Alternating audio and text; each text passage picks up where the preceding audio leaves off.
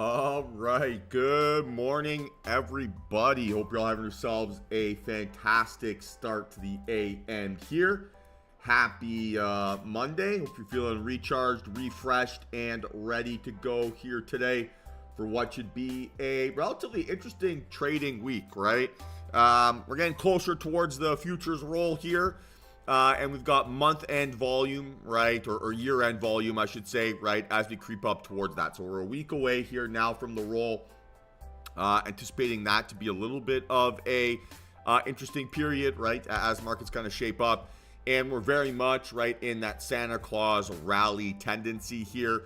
And we're seeing a pretty tremendous amount of upside, right, in markets. Now, we're getting a few kind of muted moves where we're maybe not getting that, like, massive trend day. So it's very much, take what the market is giving you type environment.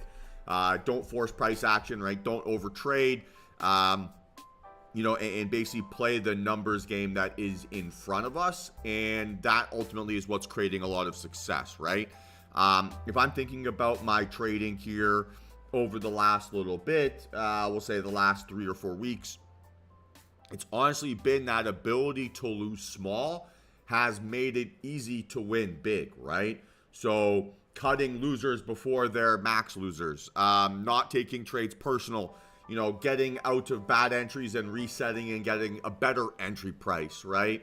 All those things, they feel very challenging in the moment. They feel like a psychological burden to make that decision, but ultimately they make us a lot more money long term, right? So, just because I take risk on, or I take a decision and I make a punt on the market, right, doesn't mean that I have to hold on to that and, it's either hits or it doesn't, right? I can reset, I can close, I can try again, I can do all those sort of things, and I can have flexibility with my thesis as long as I obsess over my ability to lose small and to control, right, basically the size of the risk that I'm taking per trade. From a market perspective, right, or like a variance perspective, there's also been kind of the fact where, first couple trades, or like the first trade of the day seems to have been more often than not a losing trade, right, which is unfortunate. It's kind of just bad luck, I think, more than anything. And certainly not going to allow that to then trick me into making decisions that I don't want to do, right? So, the way that the market gives us P&L, or the way that the variance plays out, is it's kind of random. Some trades you're going to start the day off with a win, some trades you're going to start the day off with a loss, and we have to basically make sure that regardless of what the outcome is from that opening decision, we aren't then changing our process, right? We aren't trying to revenge trade after. We're not trying to double down our sizing because all of a sudden, I can't be green, or any of that kind of dumb BS. Instead, we want to make sure that we're really just trying to be consistent, right, so that we can survive that variance.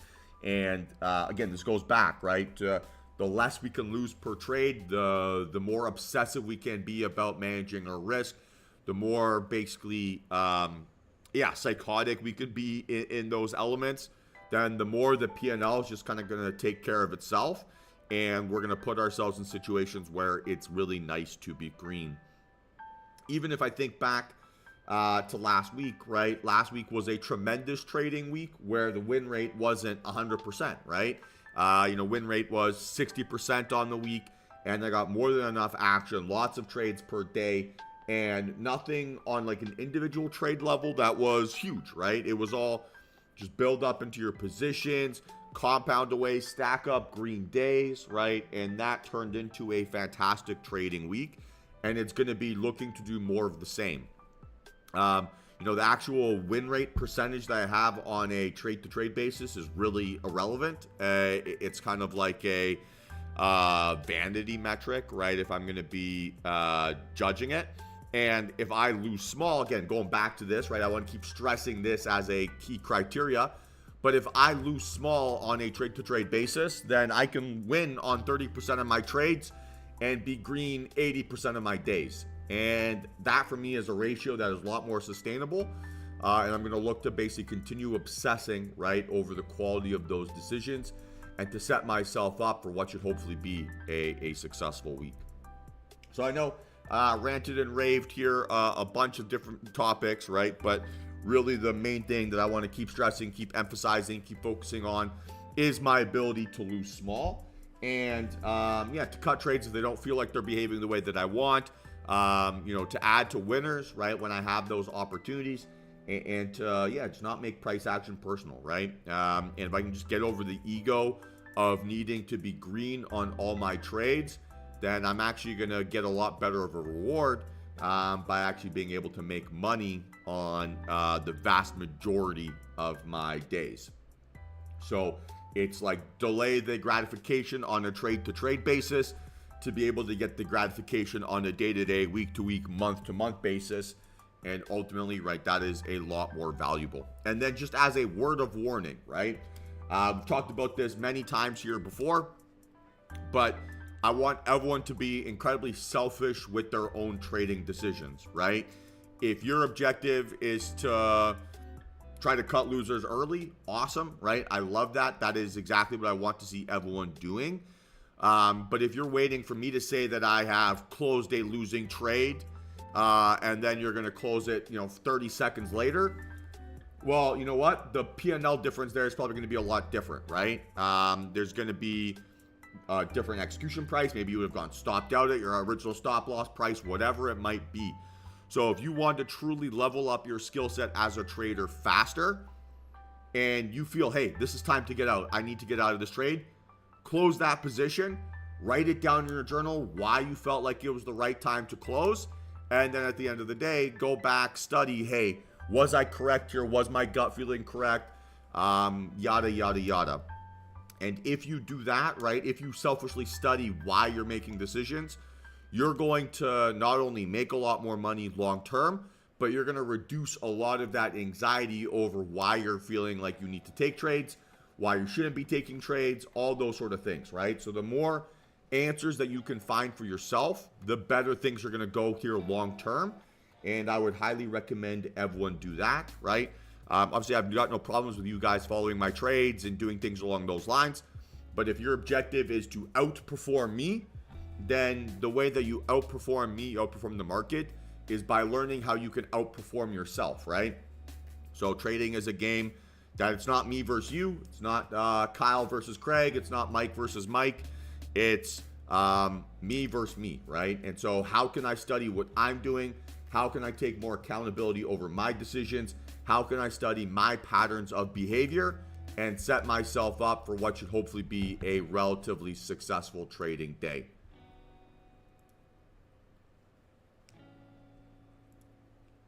So, any questions here, guys? We good to go? Ready for a big day?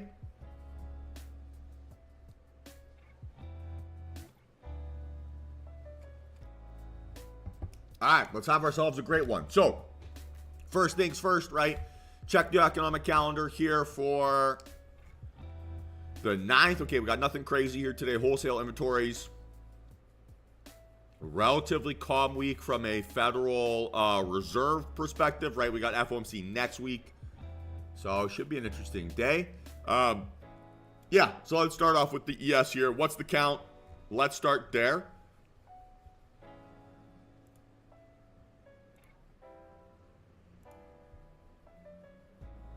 Yeah, 2 out of 3 here to the upside with volume spot on, right? So that gives us trending price action here to the upside, right? Volume is indicating that we've got a trend.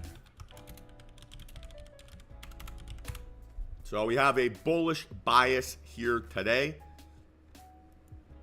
right? And we're looking for a breakout towards 6110. So again, not much changing from that perspective. And because we have that volume shelf, right, I'm going to go NA for a bear case. Also, historically, right, we're at a relatively low VIX environment. We've seen relatively choppy price action here recently. And we've seen relatively slow moving PA, right? So if those are the variables that we're syncing up, I know that historically when markets are slow, my bias is to want to get action and to fade slow movers, right? Because slow doesn't feel strong when in reality it absolutely can be. So I want to be very, very careful with any bearish biases that I build up here. and basically not try to fade a boring market. That's a very expensive lesson. And yeah, I want to be really, really cautious about not doing that here when we're in a 13 spot 4-2 VIX environment. So until I see some sort of reason from a candle and volume perspective to be bearish, I'm going to be very, very cautious to the downside here, as we're pretty much in just like it's a very bullish market.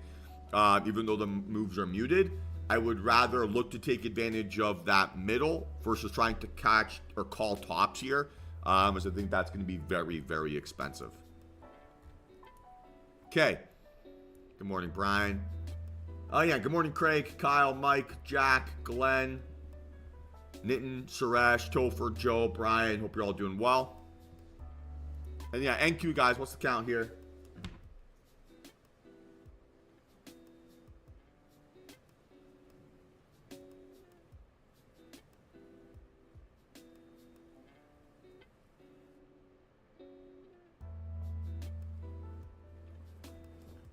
Yeah, better looking candle, right? Maybe not as impressive volume relative to previous days.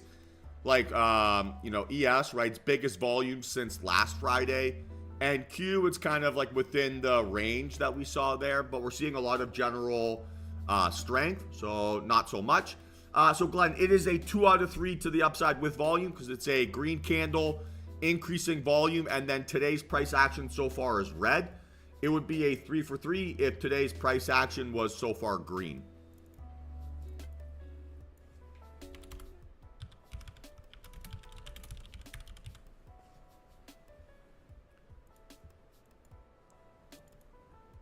But realistically, it's not going to change too much, right? We're still going to go bearish NA. We've got trending price action here to the upside. So we're looking for that nice amount of continuation towards 21.7 and then beyond. And let's see if this thing's got that leg for us. Cool. All right. CL, what's the count here? Pretty big move in the pre-market. Right? So 2 out of 3 here to the downside with volume. We're very much finding support inside our dip buyer zone, right, that we've established here recently. Right? Where every time we basically jump into that green box, we find buyers, and seems to be a little bit of a similar scenario of that here today. But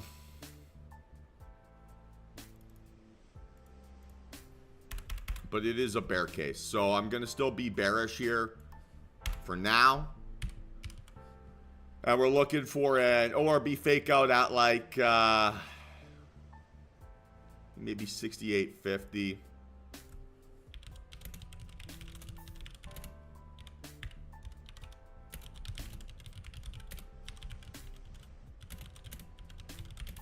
If I don't get an opportunity,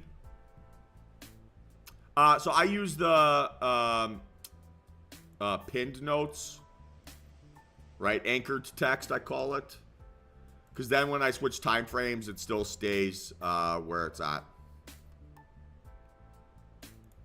Okay. Apple, Doji, decreasing volume, gap down. So 2 out of 3 here to the downside without volume. Still the same narrative here.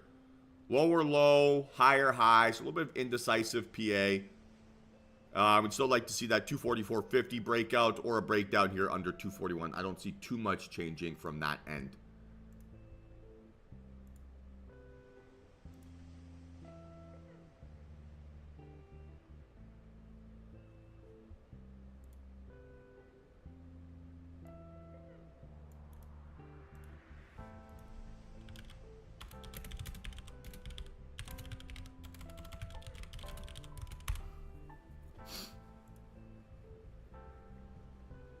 Okay, Tesla. Does that look like increasing volume? Yeah, so technically increasing. 3 out of 3 here to the upside with volume. Pretty big gap up, testing 400. What a lunatic.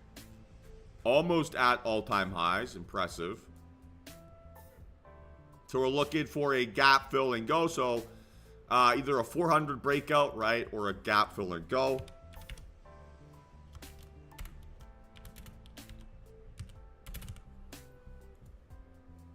Cool. Microsoft, green candle, decreasing volume, gap down. So 1 for 3 here.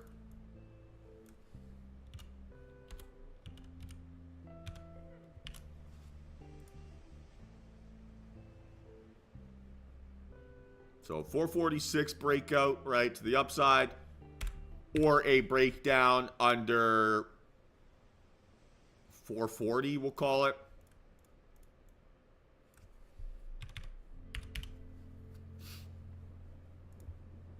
Cool. All right, Amazon.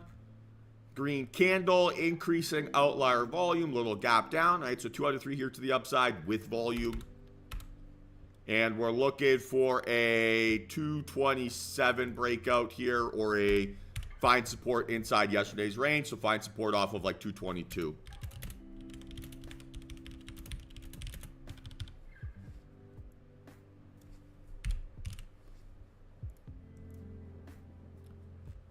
Okay, AMD, 3 for 3 here to the downside.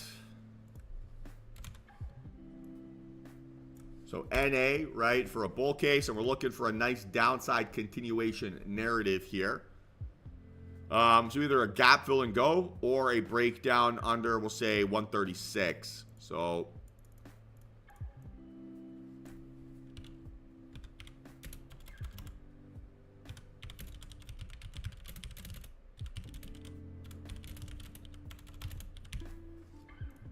cool. Nvidia, same thing here, 3 for 3 to the downside. So NA, right, for a bull case, and we're looking for a downside continuation. So it's like trend line breakdown, retest of the trend line, and now breaking down again. All right, so we're looking for a gap fill and go here or a 139 breakdown. And it's a gap fill and go to the downside, right? Not to the upside. Okay. Meta, 3 for 3 here to the upside. Increasing outlier volume. Small gap up, nothing crazy. And so we're looking for a breakout over 630, right? Or a support and breakout over, or dip buy off of like 620.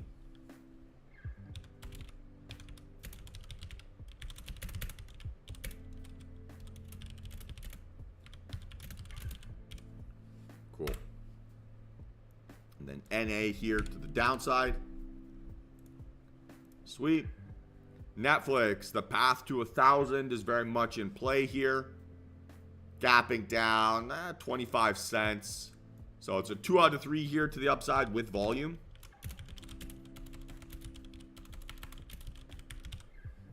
All right, and we're looking for a 935 breakout or a dip buy off of Thursday's high, right, which is approximately 927.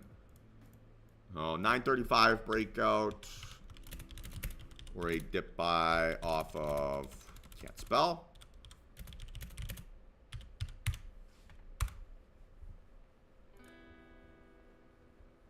Okay, Google, increasing volume barely, but still good recovery. So we'll call it a 2 out of 3 to the upside with volume.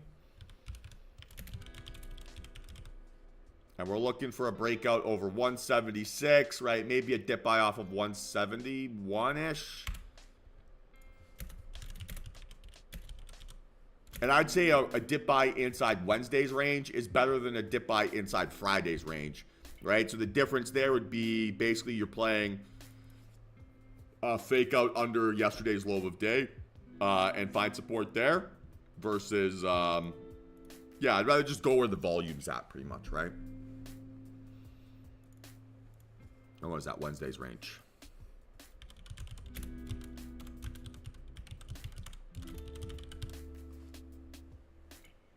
Okay.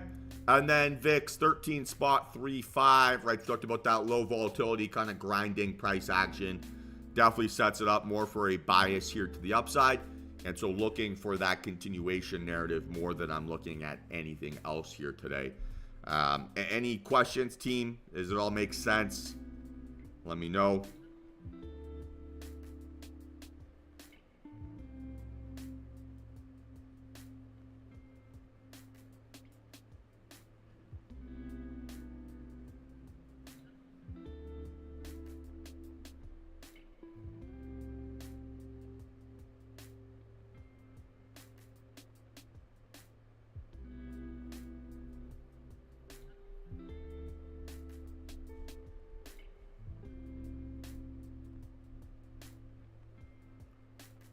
All right, fantastic. So I'm going to go make myself a quick cup of coffee, spend a few minutes here visualizing a successful trading day, and then I'll jump back on here in a couple minutes, and we'll do a quick little rundown before the session starts. We'll be back in a couple, team, and we'll chat then.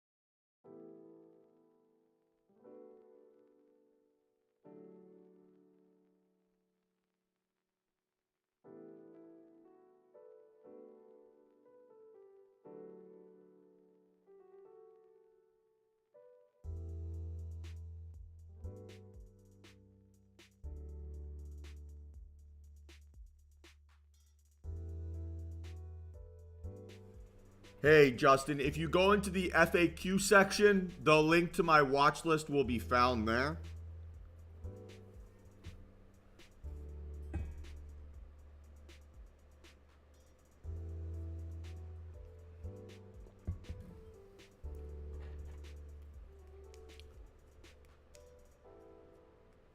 So yeah, just go into the FAQ. It'll be all accessible to you there.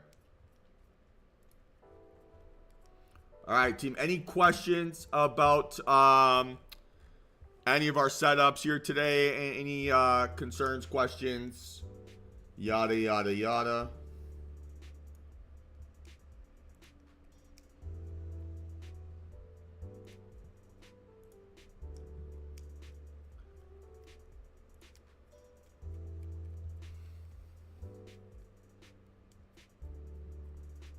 All right, sweet. So in general, right, we have a bullish bias here today on our indexes, can play to the downside here, right, on CL.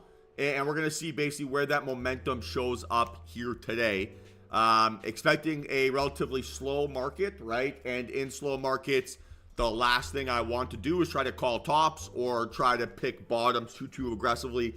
Easier to pick a bottom, right, when we have a bullish trend than it is to call a top, right, here short term. So I'm going to be looking for trend continuation narratives, right? And looking to catch the middle of the move versus trying to catch the very top and bottom here today. I don't need to be hyper aggressive. I don't need to be the trader who basically blows up chasing a feeling or trying to chase like that reaction to not being bored. I'm here to control the variables I can control, and I'm absolutely not going to just do something so I feel alive, right? If I don't get a trade here today, no worries. If I get 10 trades here today, no worries, right? It's all about controlling the variables I can control instead of trying to like solve for the or trade so I can feel something, right? So I can feel a P&L, I can feel the justification to have woken up and put my energy into the market here today. That is a losing mentality. It's certainly a way to almost like guarantee that you're going to cost yourself a ton of cash.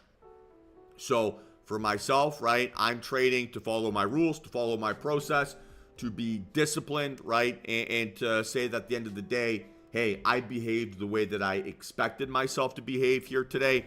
And if I do those things, I'm going to make a lot of money. If I don't do those things, then I'm going to sit there with this like woe is me bullshit mentality, and I'm constantly going to slow myself down and put myself further and further and further away from my objectives. So I would rather be bored than red, and I certainly don't need to trade for entertainment here today. If I get an opportunity, awesome. If I don't get an opportunity, awesome. Doesn't matter, right? I'm trading for the quality of my decisions, not for the quality of my P&L. If my decisions are consistently good enough, then the P&L will take care of itself, and I'll be able to achieve anything I want, right? Anything. So I'm really not here to be dumb. I'm really not here to overtrade. I'm really not here to even be like entertaining, right? My job here is to make money. I make money by following my rules, by following my process, and by trusting my technique. I lose money when I ignore those basically concepts and chase a feeling or chase a number or chase like this self-worth equation that I attach to the markets for whatever reason. So it's a word of warning, right? I don't trade because I want to feel good. I trade because I want to make money. The only way I can make money trading is if I follow my rules and am obsessive over making good decisions. And that's really all I care about here today, right? I can make good decisions that cost me money. That is going to happen. But I will not long-term make money by making bad decisions that are profitable in the short term. So need to be very, very obsessive over the quality of those decisions. And it's literally the thing that I need to stress over as much as possible. And just understanding, right, that judging myself based on my day-to-day P&L is a fool's game. Judging myself based on the quality of my day-to-day decisions is a winning formula. So yes, maybe I'll get a short-term win, right, by chasing a feeling, but I will never sustain the progress that I'm actually looking for. And I'll end up blowing up, right, chasing after something that simply just does not exist. Everyone understand?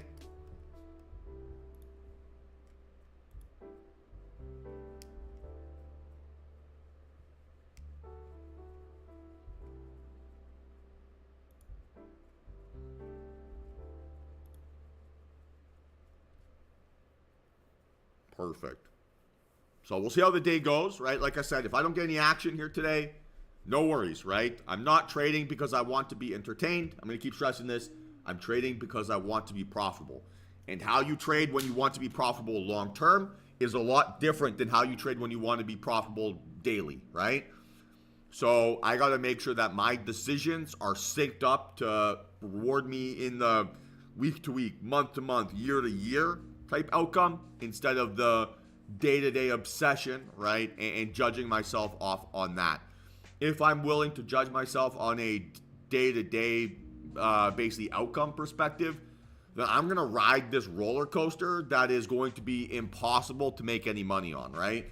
Where if I'm judging my self-worth as a trader or more my skills as a trader on a daily time frame, then it's just going to be huge ups and downs, and I'm going to struggle to ever be able to be like that steady hand, right? So I'm judging myself daily on a quality of decisions. I'm judging myself weekly, monthly, quarterly, yearly on my P&L. That for me is a really big mindset shift that you have to make as a trader if you want to be profitable, if you want to play this game long term, because short-term noise is honestly irrelevant.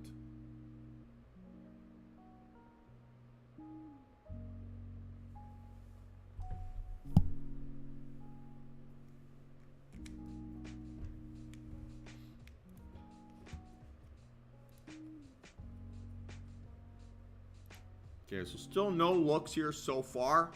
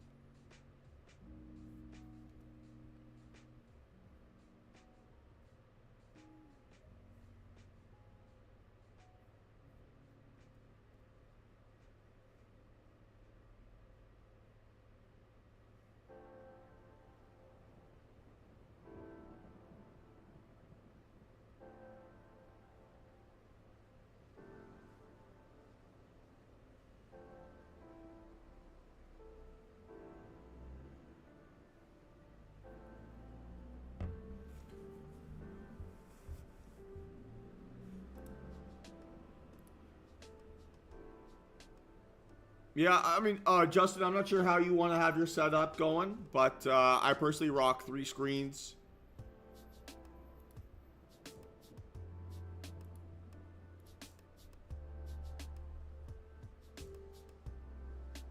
But I'll be honest, right? More screens or less screens won't make you a profitable trader.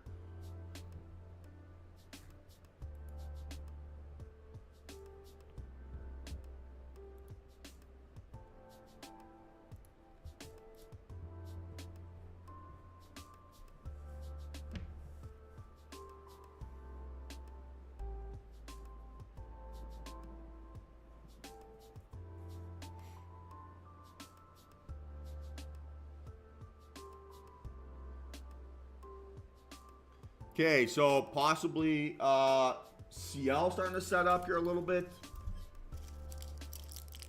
Right, good volume, breakdown through the opening range.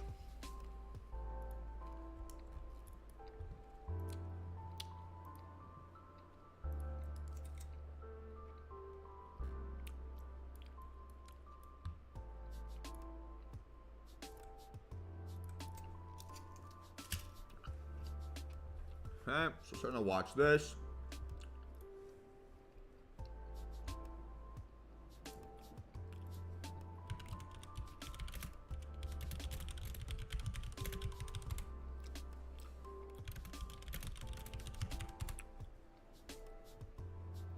So stop loss would be 68.13, right, on a short.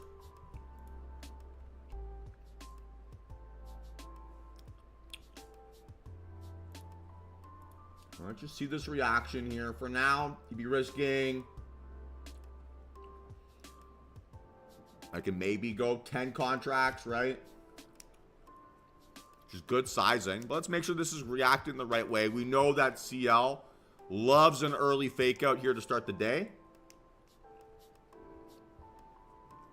So I'm trying to buy myself time basically to make this decision without having to rush anything or force anything, right? A little fake out higher and then break down certainly wouldn't be surprising, which is what we're seeing here short term.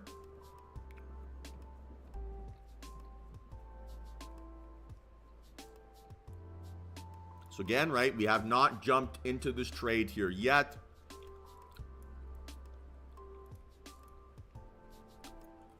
All right, and there's a fake out, right? So no setup here, no setup.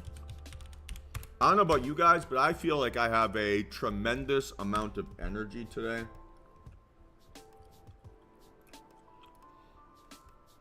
I was relatively sick all weekend, just like slept, watched Premier League football, watched some NFL yesterday. And I feel like I've got so much energy this morning. Maybe it's my new coffee process. I don't know what it is. But I feel good.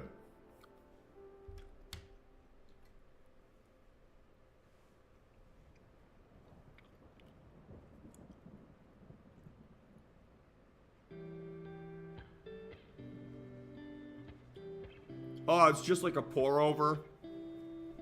I went from being a coffee pods guy to something a little bit fancier.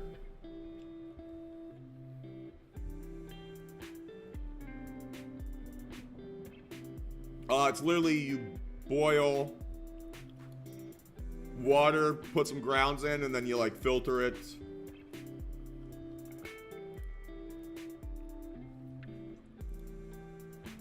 Yeah, Big Eagles win, kind of a gross one against the Panthers, but I'll take it.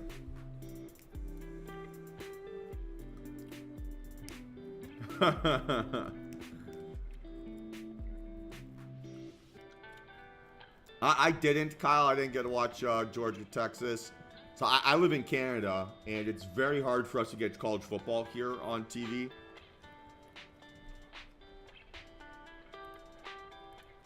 So I didn't have an opportunity, unfortunately. Once I'm down stateside, I will be giving up my Saturdays too. I'll tell you that much.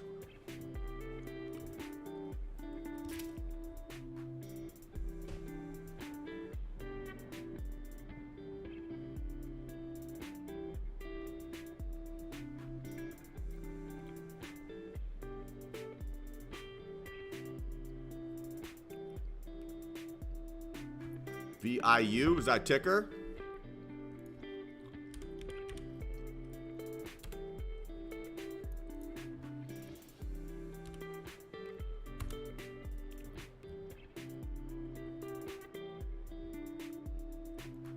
Oh.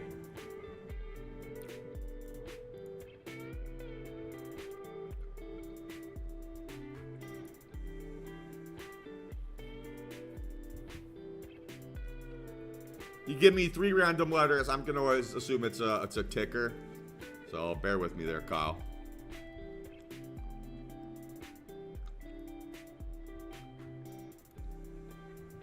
So far, so slow. It's all good. It's all good.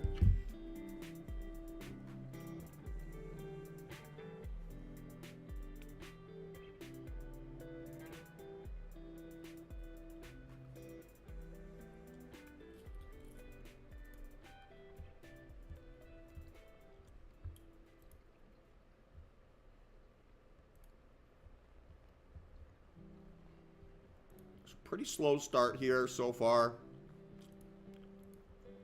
My energy and the market aren't syncing up.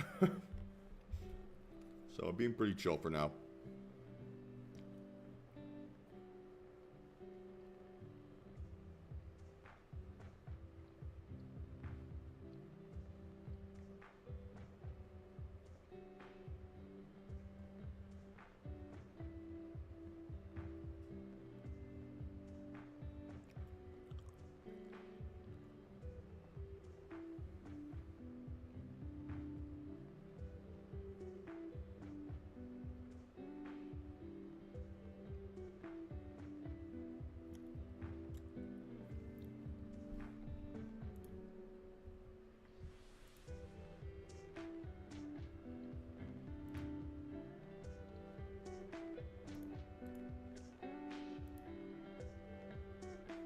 How was everyone's weekend this weekend? Feeling refreshed, recharged?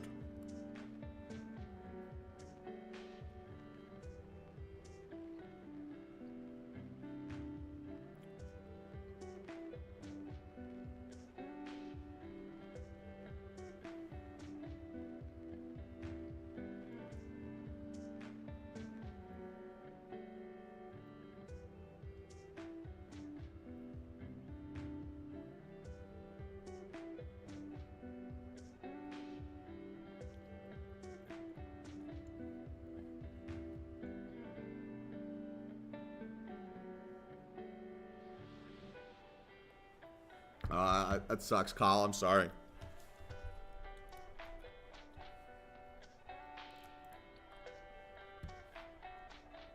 We do have some 10 a.m. data here today. So maybe that'll be a catalyst for us. But short term, not really much action here yet.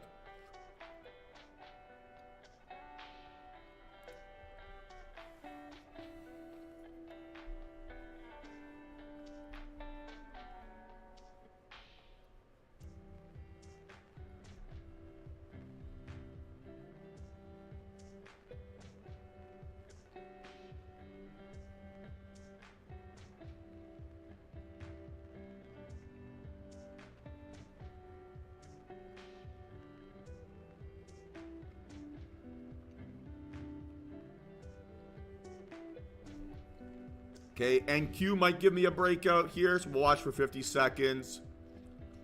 ES, possibly a reversal. Need to be a stronger looking candle shape. So we'll keep an eye out here.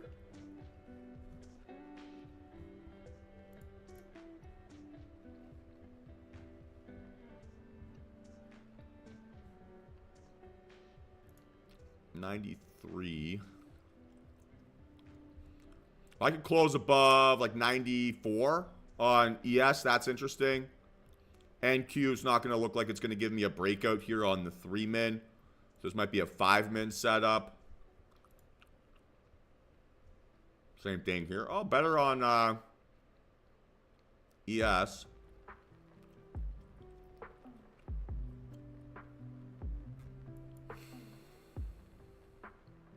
Closed right at resistance.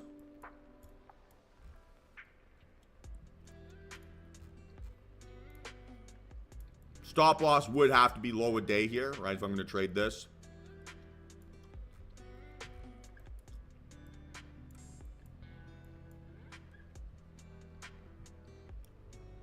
Low vol fake out. Here's your confirmation candle.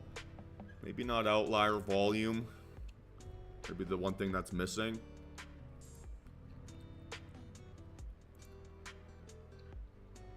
Now it'd have to be the aggressive technique. So 92.75 stop loss.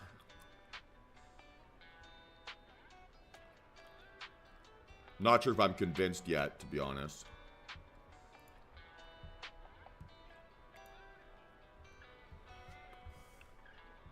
Yeah, I mean, I don't really look at the 30-minute time frame too much here, Eric. Very hard for me to get the risk reward that justifies it. I'm looking for first shorter term signal that'll give me basically the same narrative, right, as my daily time frame. So I'll have an opportunity here potentially on the 5, and that would be interesting.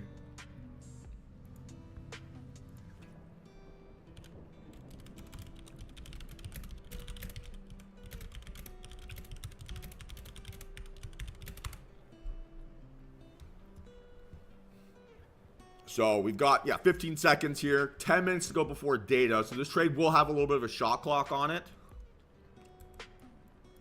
But that's still plenty of time to get a good move. So for now, it would be like this.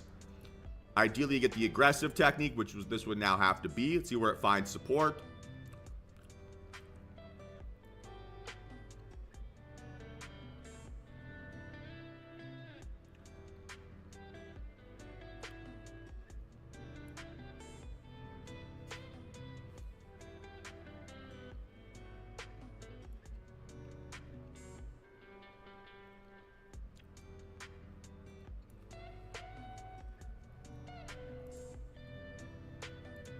ES, not so much.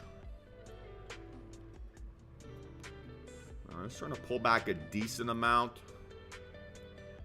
If it pulls back lower than 930, I'll reset this and wait it out.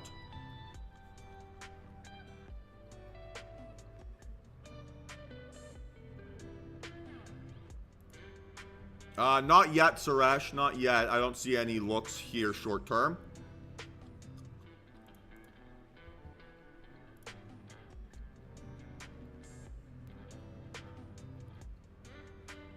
Maybe it'll close up on that 5-man where it gives me an opportunity, but I don't have that look yet.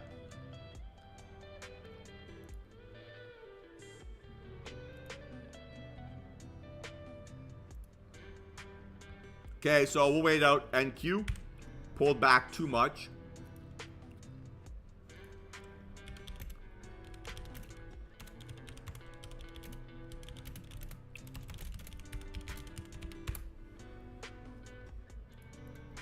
And CL could set up here on the 5-man. We got 3 minutes to go. We should get an opportunity to get increasing volume. Now it's just a question of, can we get the right candle shape, right, to confirm our narrative. So we want something that looks like a most bearish, second most bearish, or normal bearish, right, with increasing outlier volume. The volume pace, like I said, we're 2 minutes into this candle, 3 minutes to go. We're setting up to what should look like to be the biggest volume of the day. So now we're just waiting to see if that happens, right?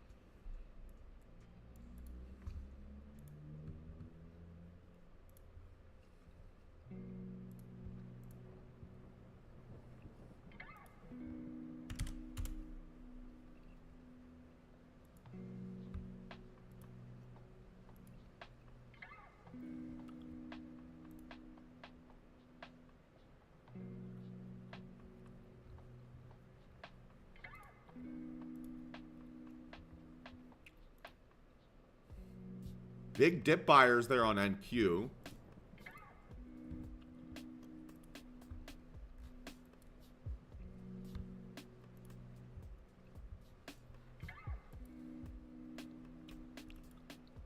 So again, back to watching CL here to the downside.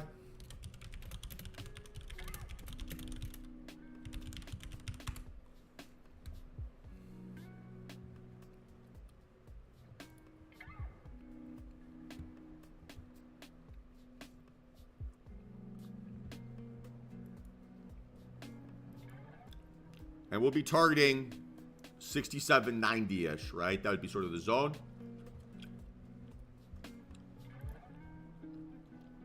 Yeah, I don't think it's going to finish as a green candle.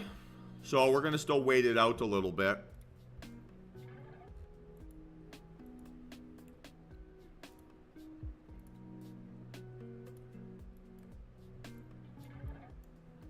Okay, so for now, CL looks the most interesting.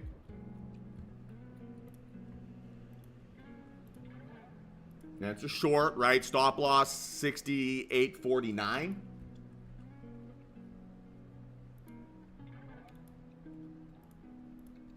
So that'd be 5 contracts, right?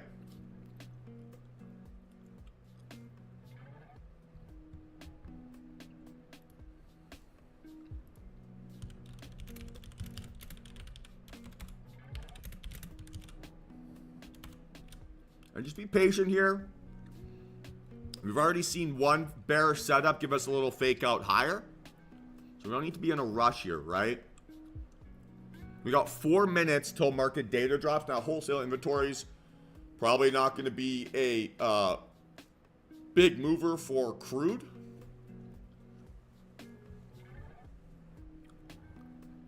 But if a trade is strong, it'll give us more than one chance to enter, so we don't need to rush this.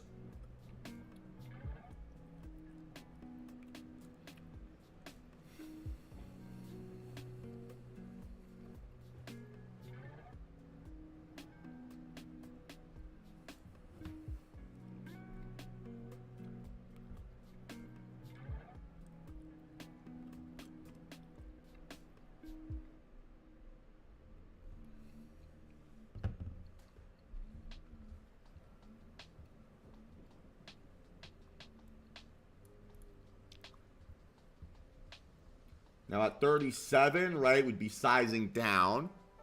Be buying 3 contracts, not 5.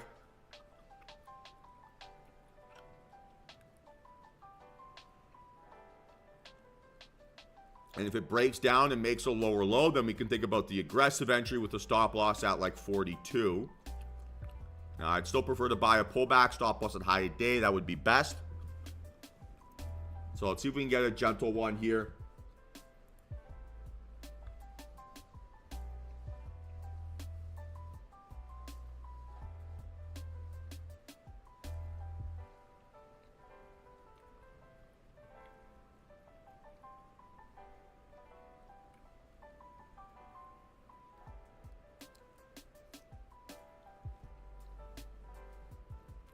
So watching carefully.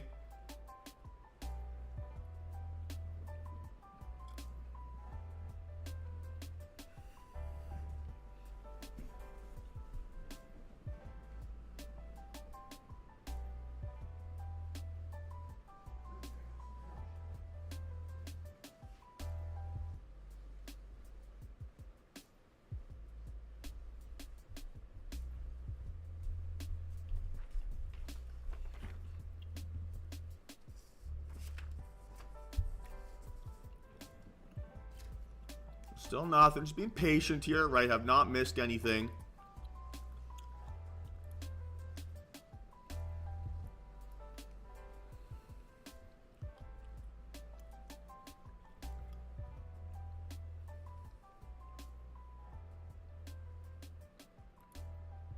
This would now be 4 contracts, right?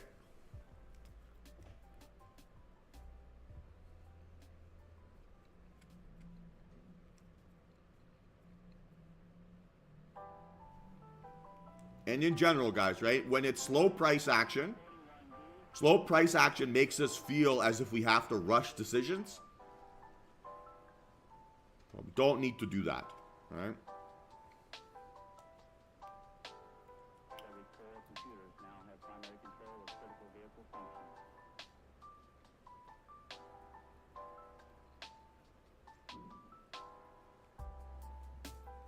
So I'm going to wait out this 30 seconds here.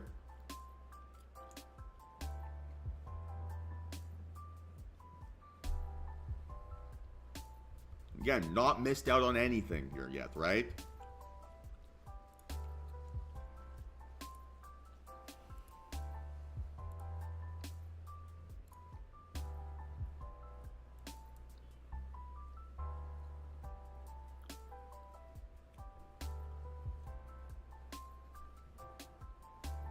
Oh, inside bar here. Fine.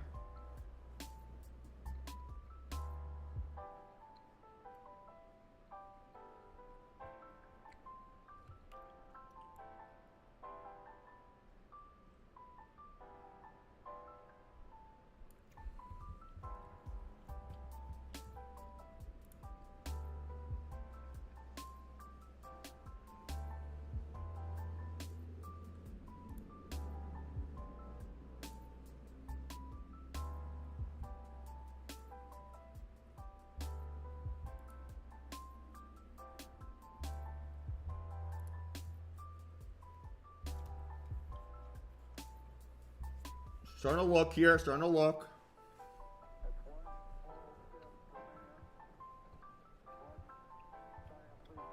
Okay, guys, I'm in short, 68.40.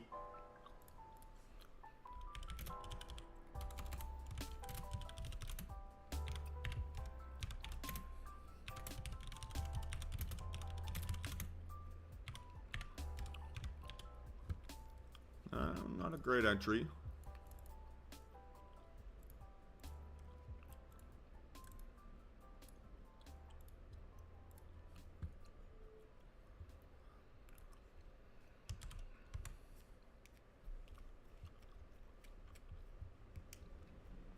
So let's see if this thing can break down here.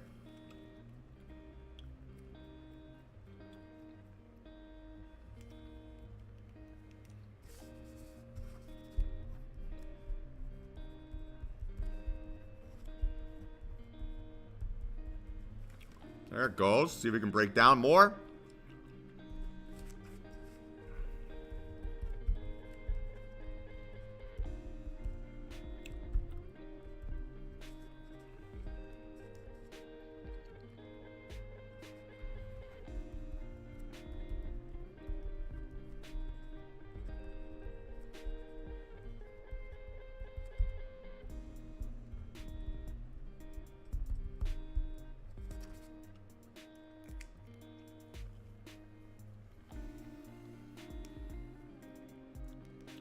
Slow so far, very slow.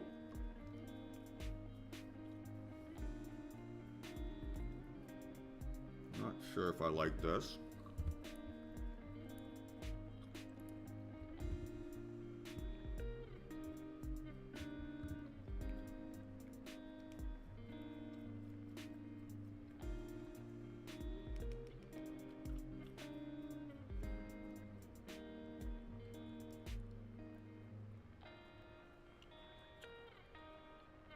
Literally feels like molasses, right?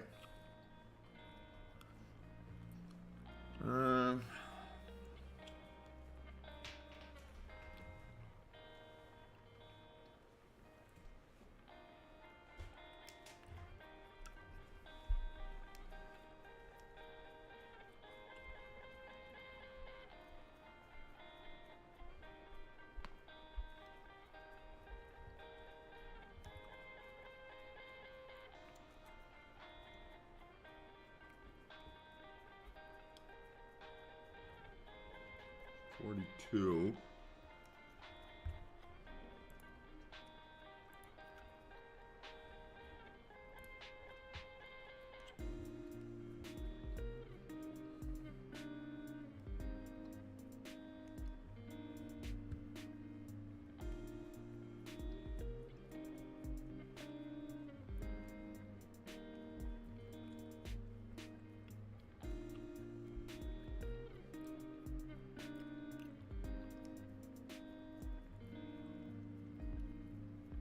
Got stopped.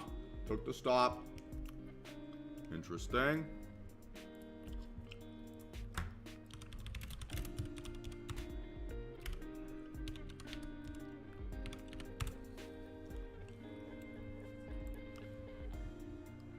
Now it's biggest volume of the day.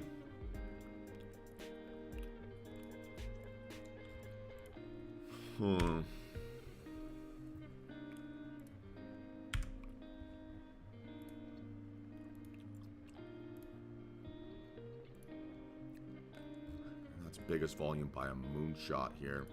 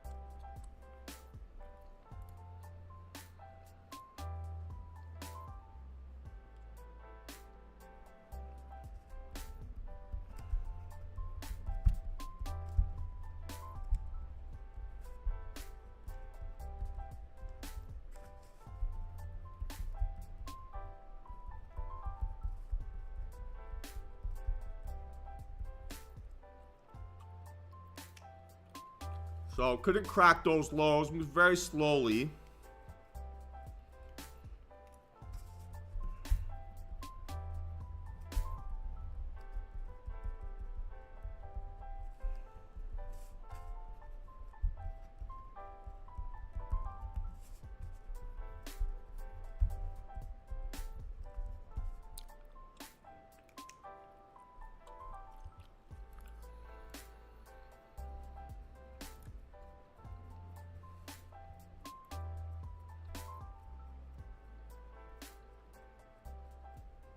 Now, I'm trying to think. So there's two ways that we invalidate price action, right? Now, I didn't get bigger volume than what I saw Friday, so I don't know if I can go long here or make a plan to go long.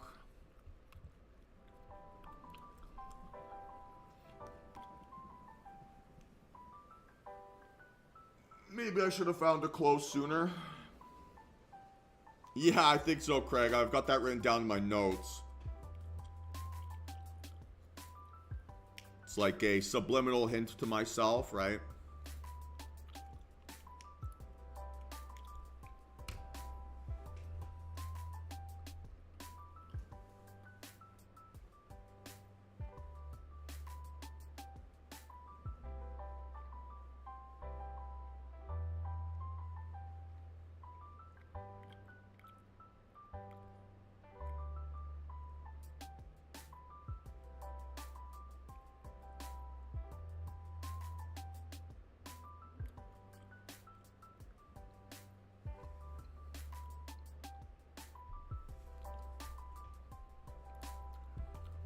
Yeah.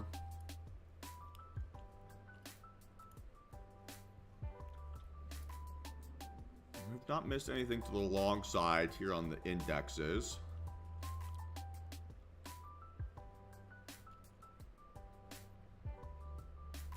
Okay, maybe if I could go stop below a day.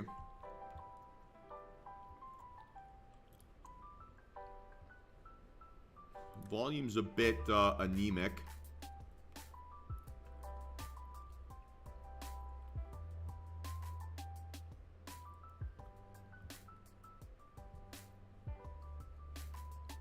Well, I'm confused by your question, Justin. How do you zoom in? What do you mean?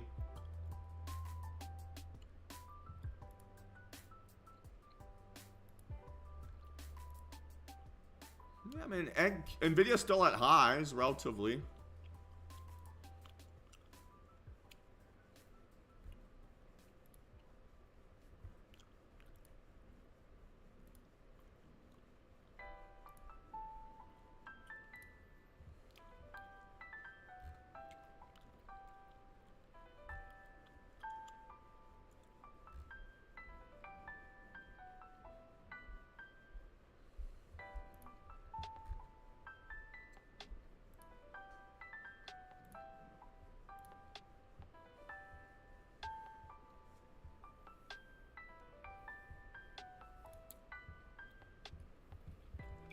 Maybe could have found a close on that trade.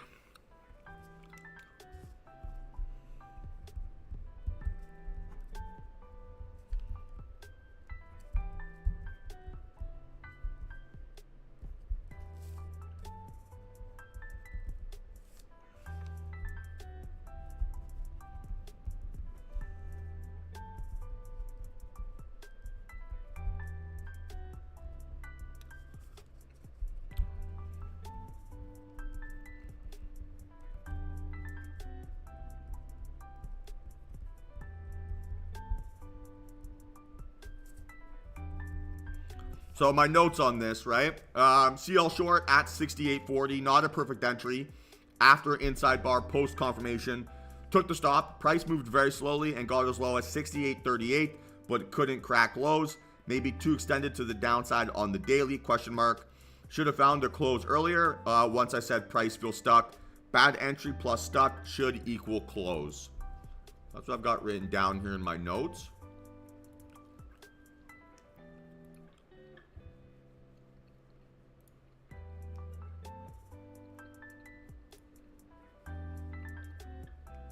Okay, not a catastrophic start.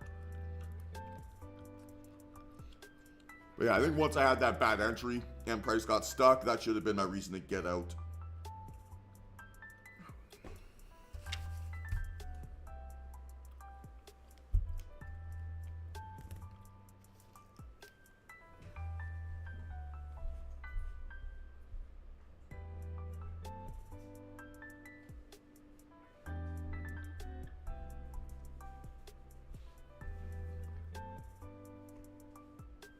Yeah, 100%, Kyle. And the reason why I like a detailed journal is I'll forget a lot of stuff that I like feel, right? Or like my first thoughts after I get into a trade.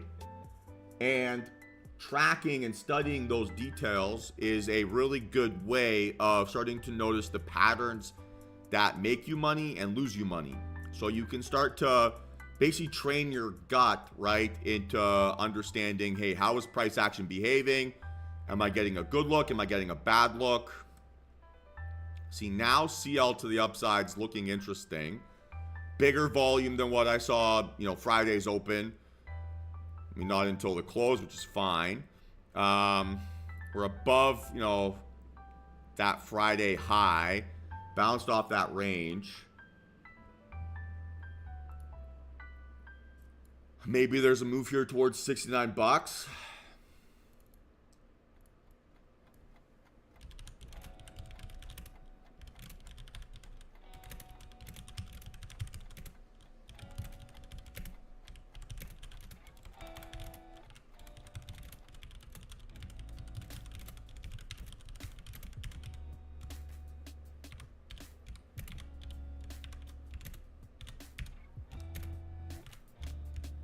So that maybe is a bit more interesting, right?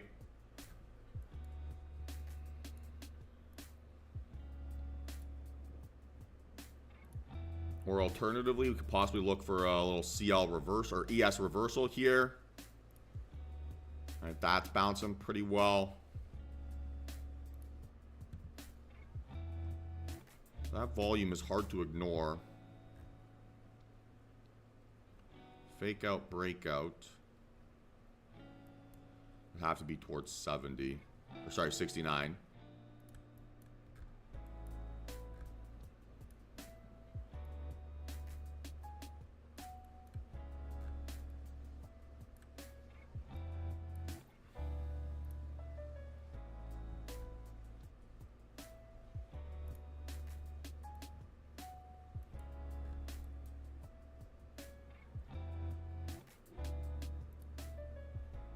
Sidebar again.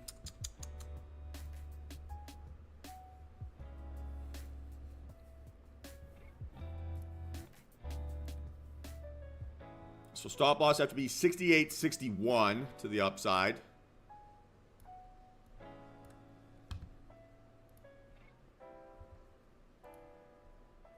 You can go 6, maybe 7 contracts here on a pullback.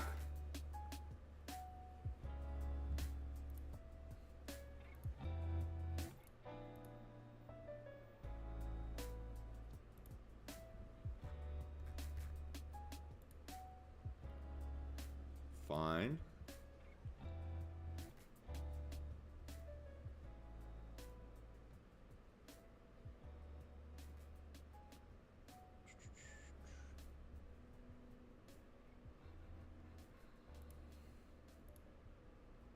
Not the right candle on ES.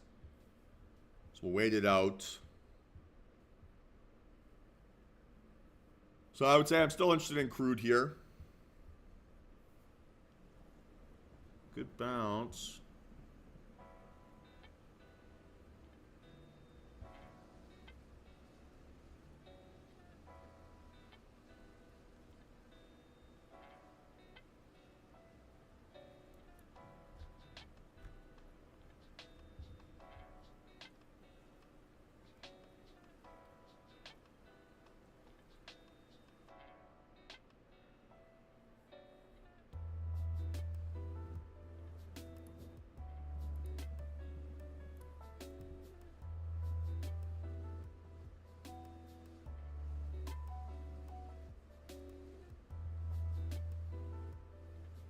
And this might end up being the aggressive technique, so we'll keep being patient here. Hasn't quite cracked through those highs, right? 72 would be a new high a day.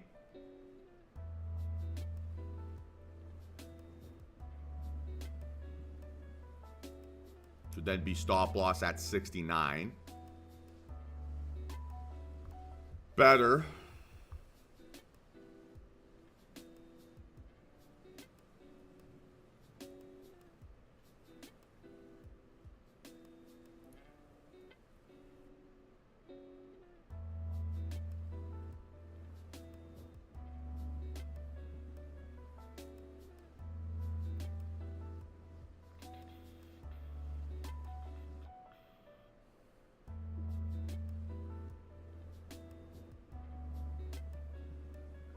Still nothing, right? Still nothing. Be patient.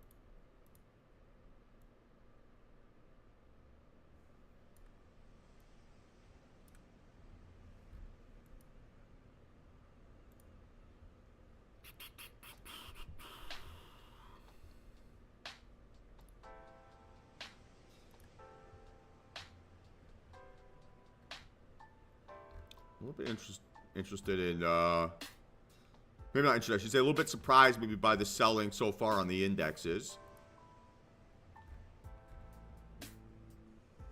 And again, we would have been stopped out had we traded this higher here so far. So the right call to be very, very patient. Now, if I could get some sort of bearish signal here at these highs, then again would be a good opportunity to go with the trend. Fake out above previous high a day. Interesting. NQ, right, might give me that reversal opportunity here. 5-min time frame. Bouncing right off of 600, right, which is very appealing.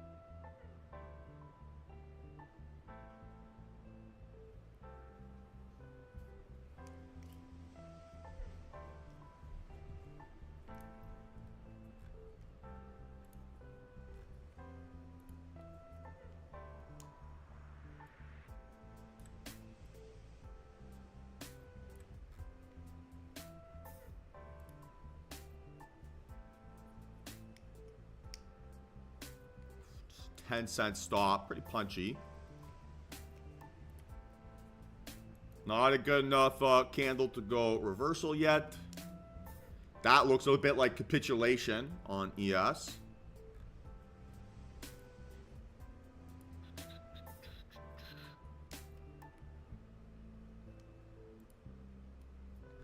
Now we're getting big volume on the 3.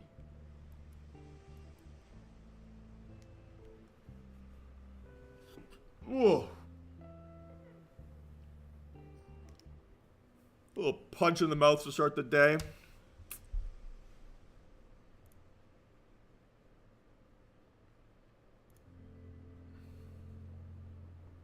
So let's keep watching CL here.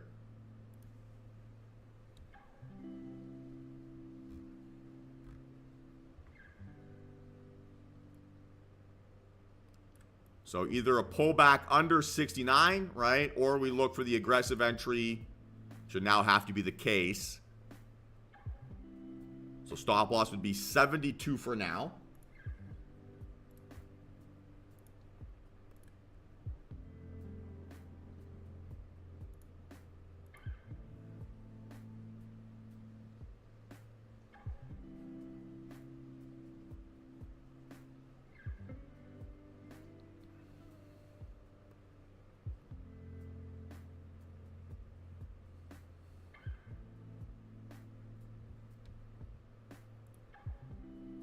Not good enough on NQ. Interesting. Big volume inside bar.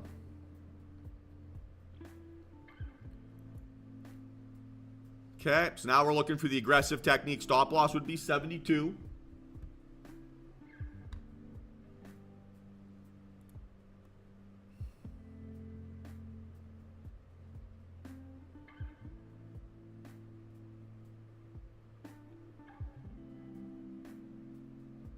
Good bounce.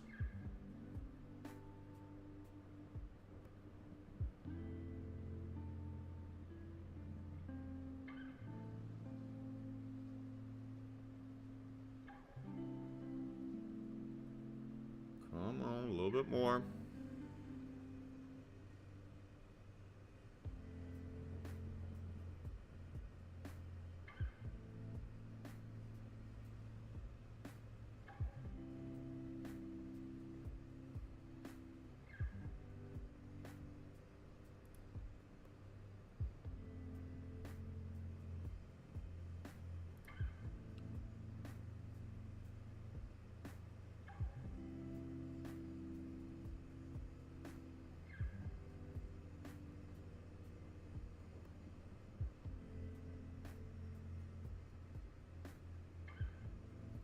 All right, starting to look if I can get a deep pullback.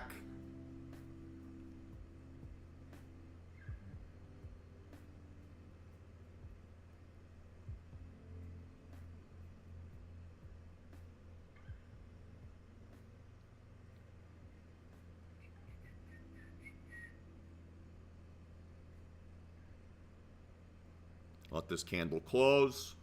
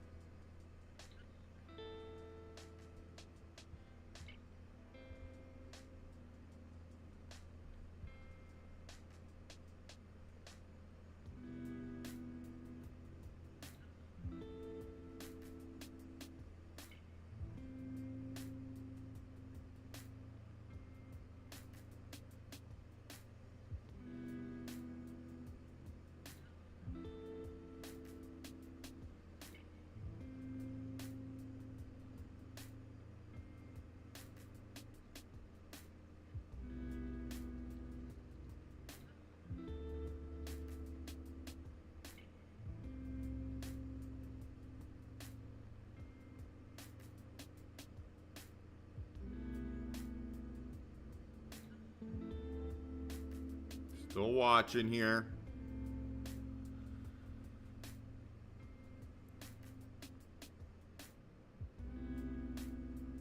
Could I do something like this? Stop loss at 77.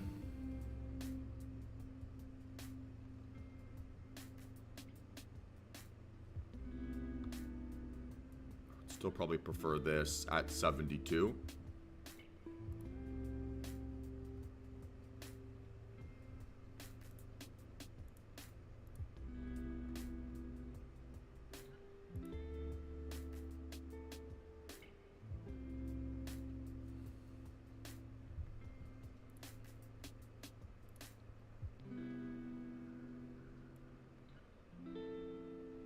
At this point, it probably has to be now 77. Okay.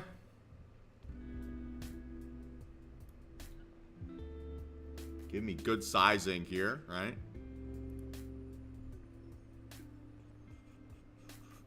So a little pullback. Come on.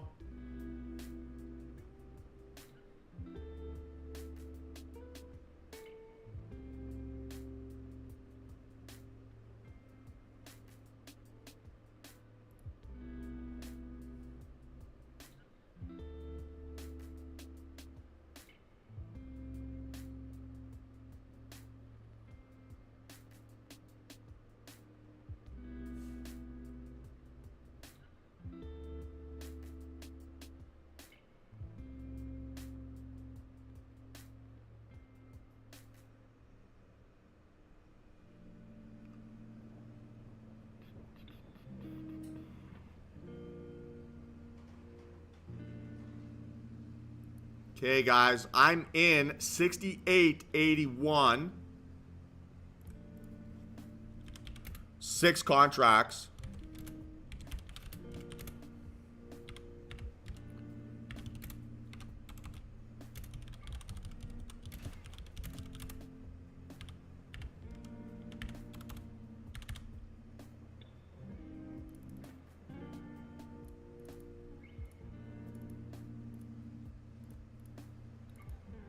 Oh, took the stop.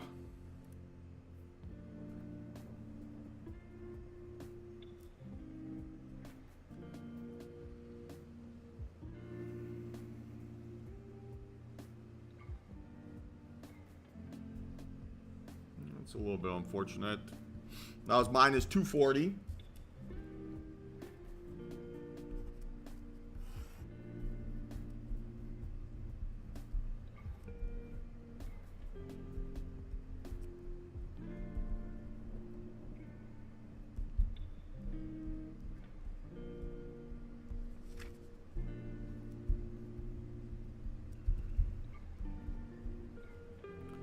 That's a nasty little fake.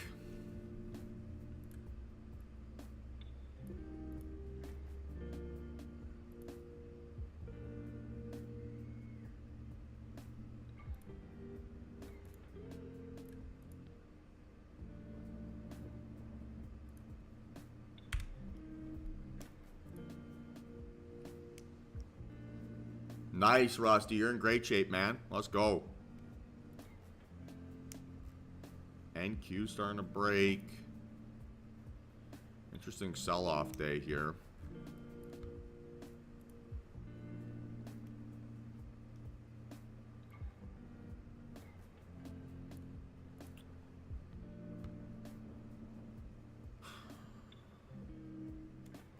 Maybe have another shot at this.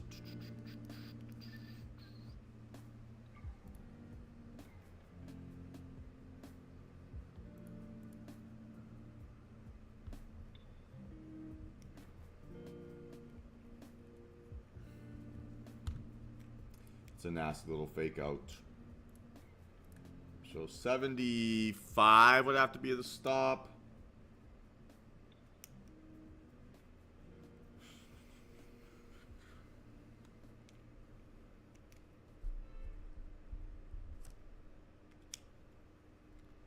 Yeah, that's mean.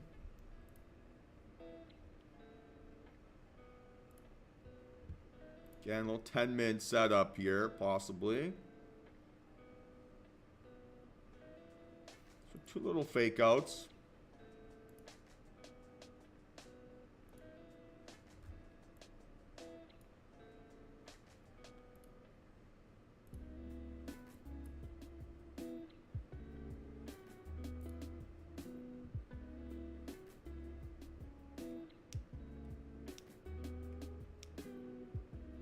I don't trade the VIX straight up here, Kyle.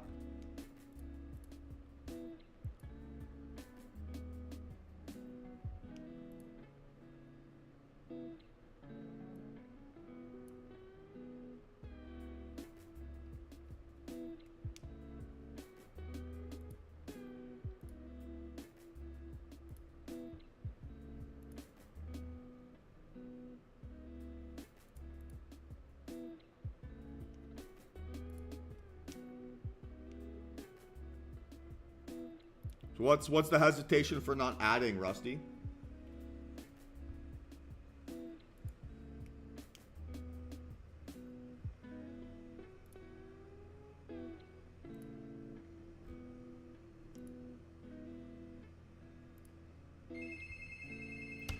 Sorry, one sec, team, one sec.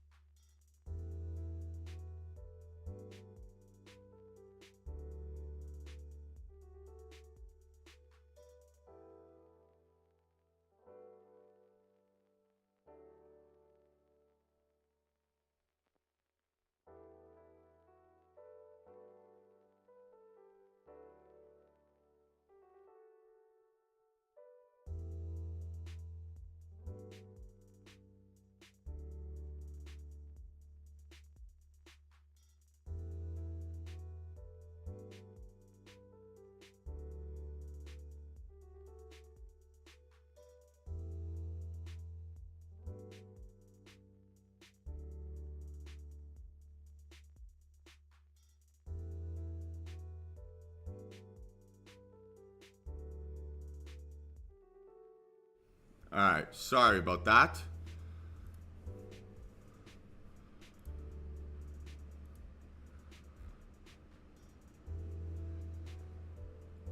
Huh.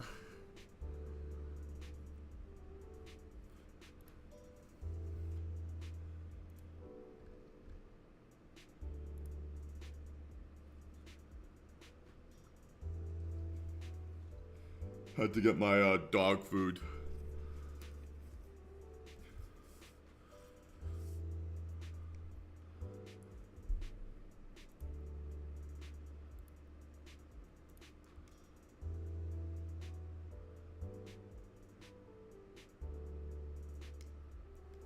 So with the pyramiding, Rusty, you can it's an average price thing more than necessarily an increasing volume thing. So if you can place your stop loss at support, right, and you can get like your price to be below, right, your average price to still be below that support, you got plenty of reasons then to build up your sizing. Igor, it's Amazon. It was Amazon.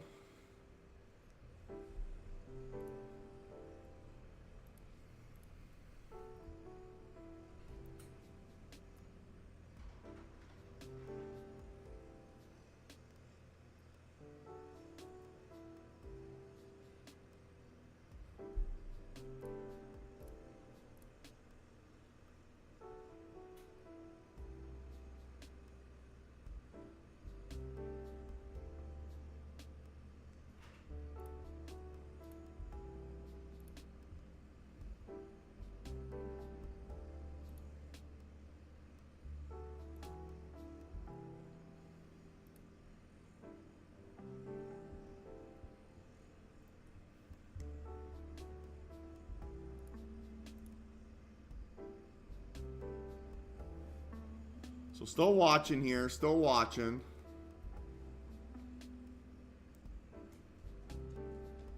Again, I'm just one trade away, right? No big deal. And getting to 88 would get me green.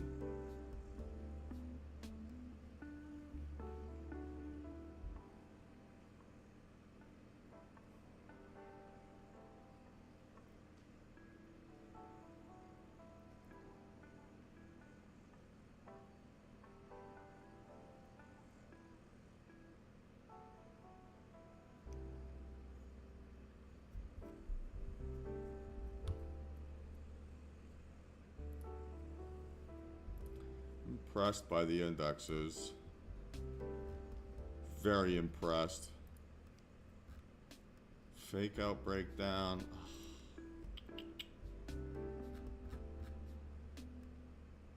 We did go bigger volume.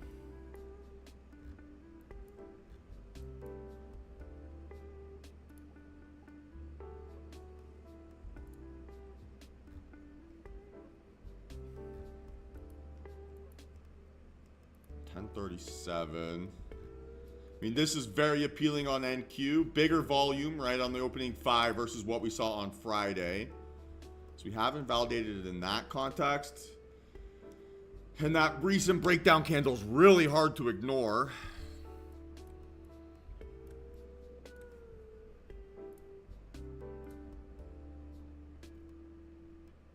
So that has to be a stop, 560.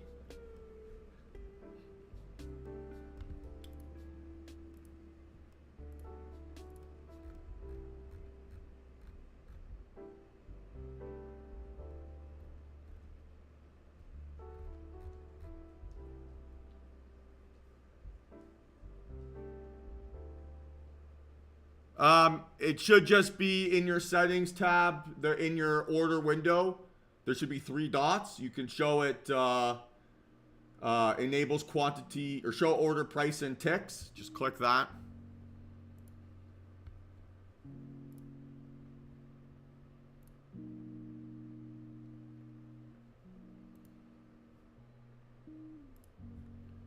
Alternatively, I'm getting back to that possible entry here on the old CL. Might have missed this now on NQ. Maybe not.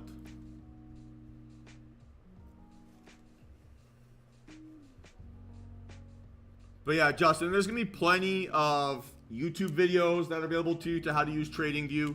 I'd recommend you spend a little bit of time going through those things. They'll be able to help you more than I'll be able to help you with this stuff.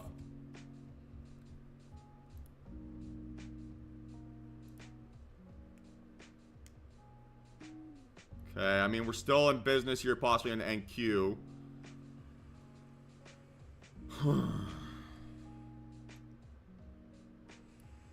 So now stop loss, move around that 520 area.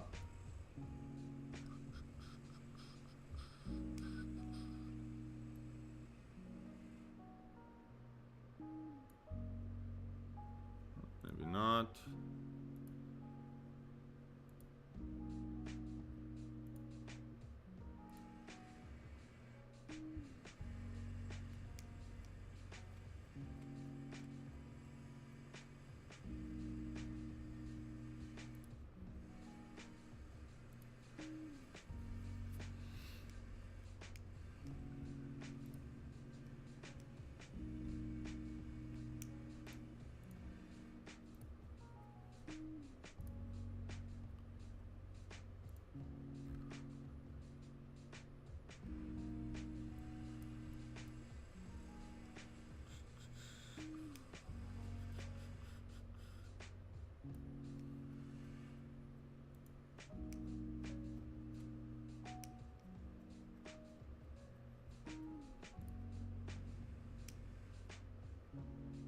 Still an inside bar, right? Oh, maybe it did. Then this would be your breakdown spot. 53.50. You call it 54 as a stop loss.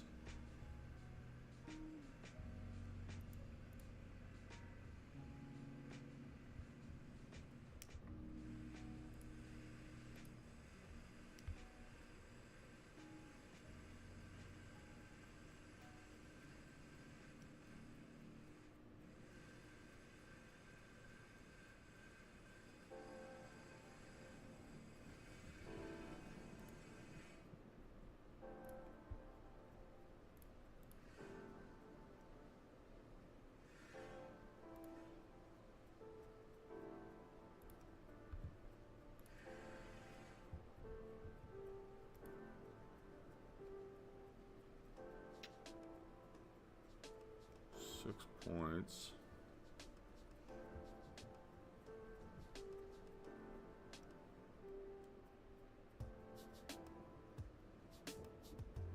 Let's go, Jenny. Love that. Congratulations.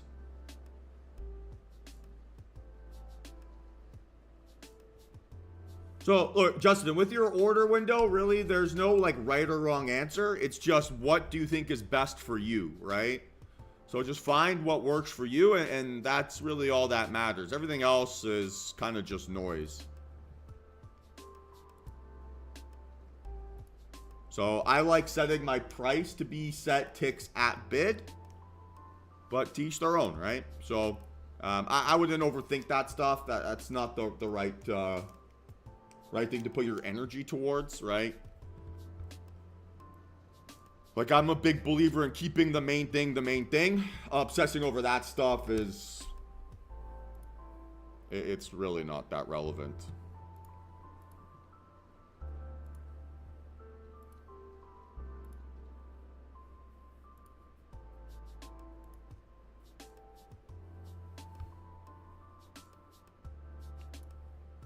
So, still no third trade here. I mean, CL maybe would have been the one. 3-min time frame now. Breakout above high a day. You have to go like that. 83 stop loss.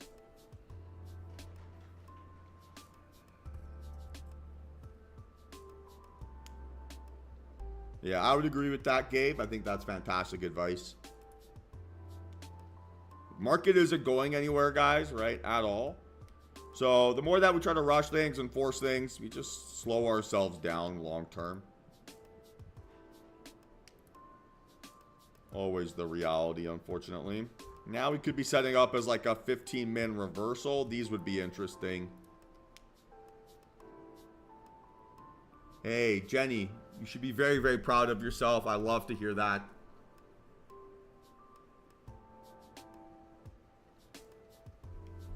Think about how much you've learned, right, since that first attempt. So that's beautiful to hear. I love that. Okay, so NQ here, possibly we can get a decent looking close on the 15.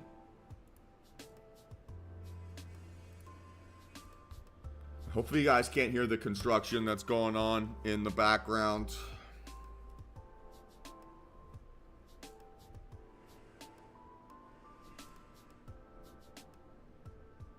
It is loud today.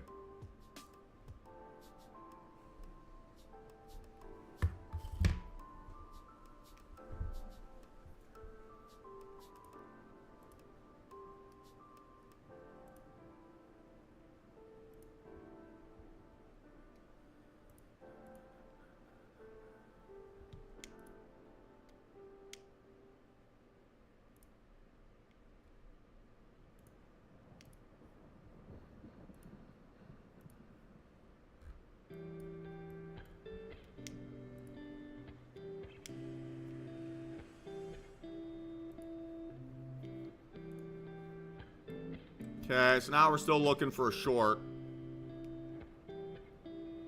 30 points, too much risk. 27 points, I should say. So we need to pull up into like 60-ish. Time of day, still okay.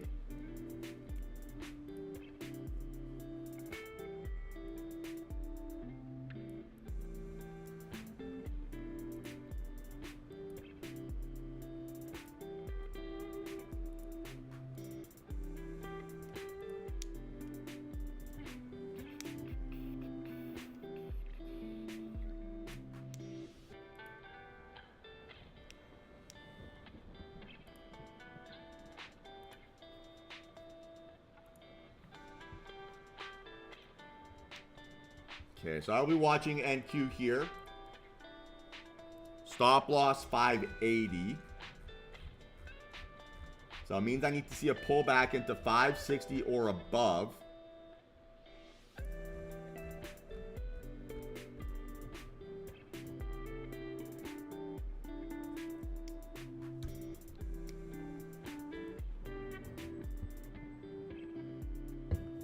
again, might not happen here.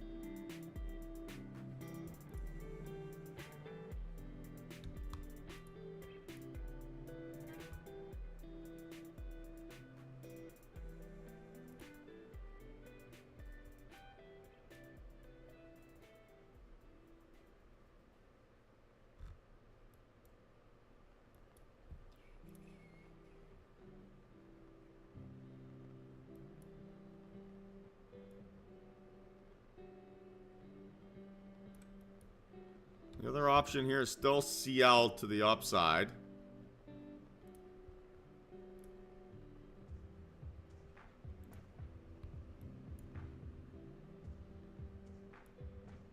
Or you do this. 33.50.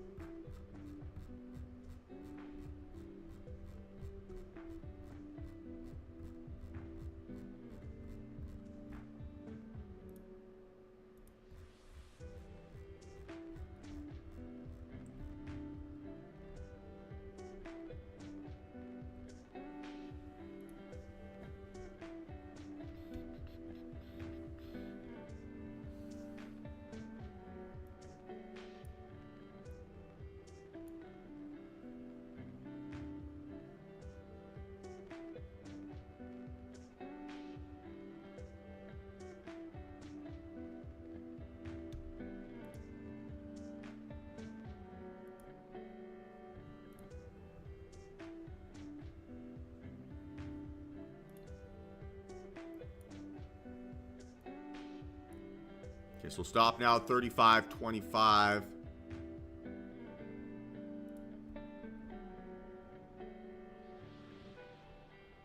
Allow me to go pretty decent sizing.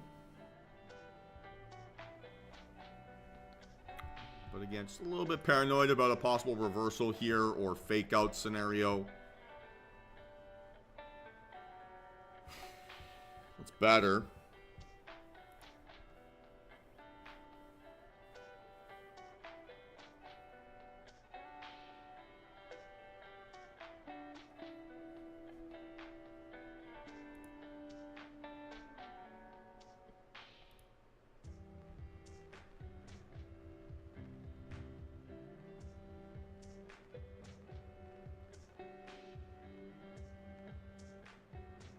Okay, so I am in short 525.75. 2 contracts.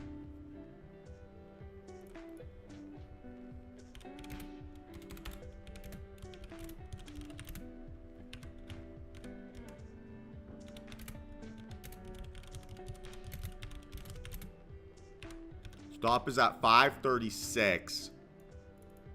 Just to account for the spread.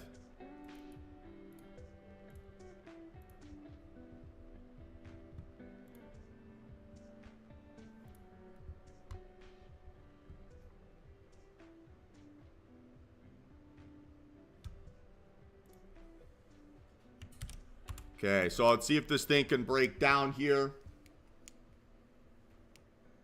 So far, so good.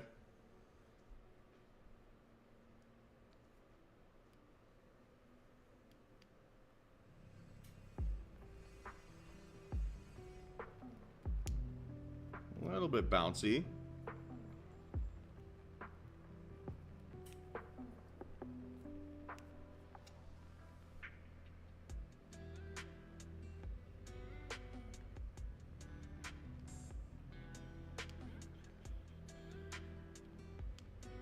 Okay, keep going here. Keep going.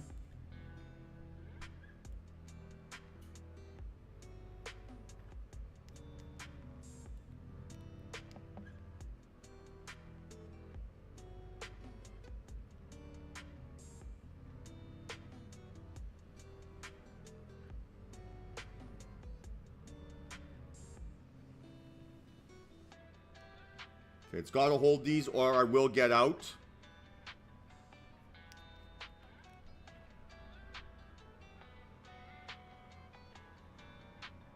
There it goes. Watch closely, team. Watch closely. So far, so good.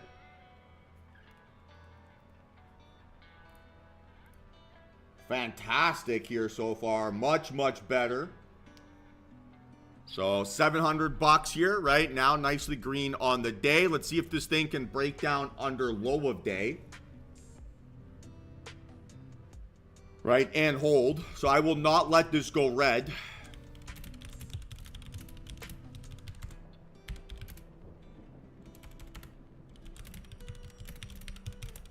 But needs to get under 500.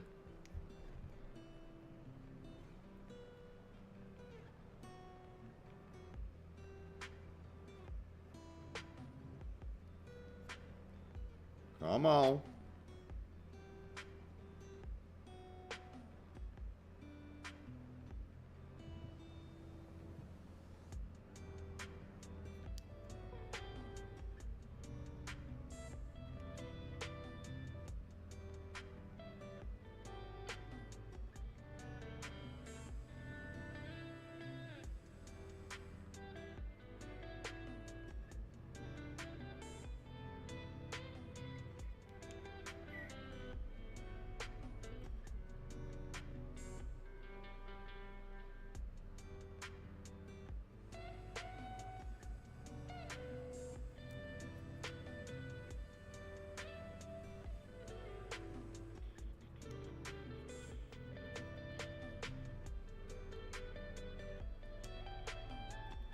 Okay, guys, I am out. I am out of this trade at 517.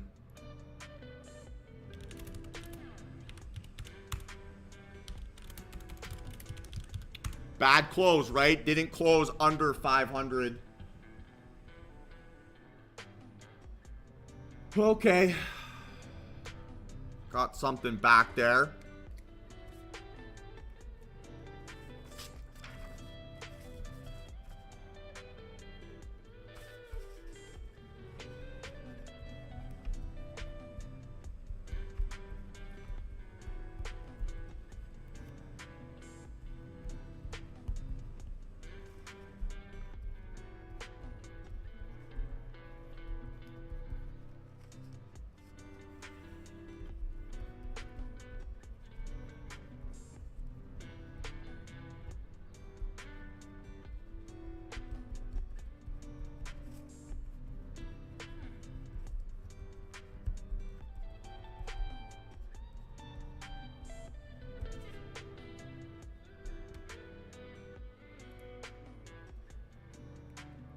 So not terrible, right? Not terrible.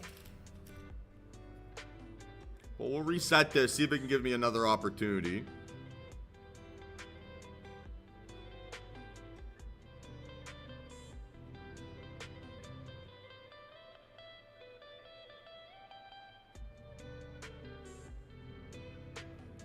So that was plus 363-ish.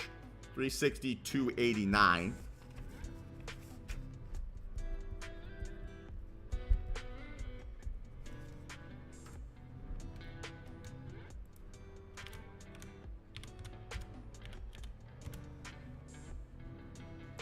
Try again here potentially. CL now maybe setting up for a downside reversal.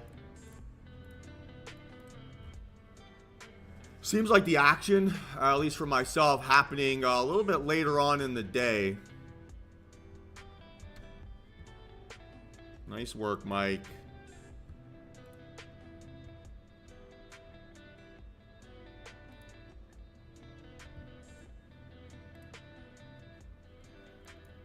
So yeah, just the fact that we couldn't close under previous low a day, that was my reason to get out.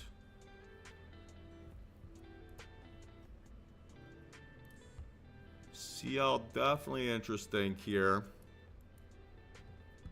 A mean reversion setup.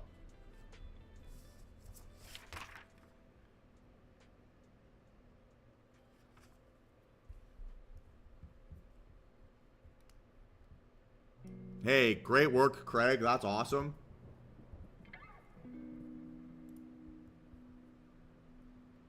$370 profit. That's fantastic. So still down a little bit here on the session. I definitely thought that had a chance to crack.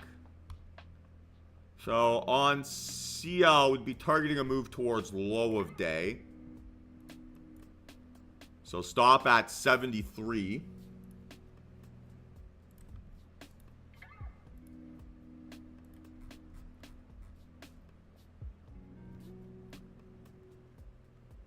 Let's see. It's okay volume. Kind of like a double top rejection.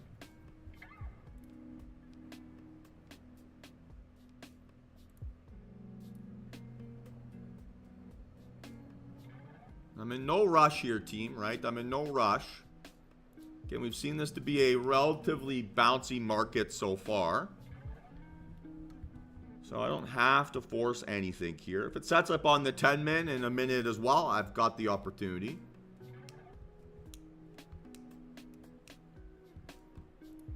So we're very much in play here. Now, maybe on that NQ trade, I could have gone 3 contracts. It's pretty tight risk. But that's easy greed in hindsight, right? I would always rather be a little bit too conservative and build up than be too aggressive, right, and regret it.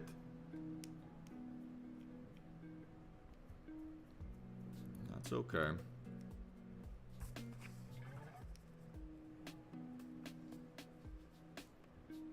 It's down 590-ish. Plus 362. Not terrible. It's down a couple $100 here.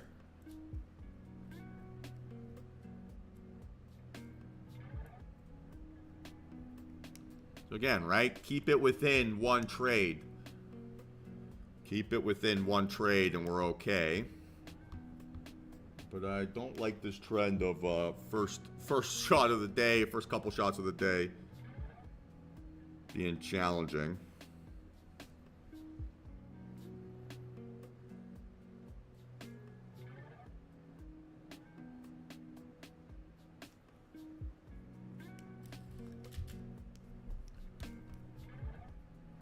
It's 11.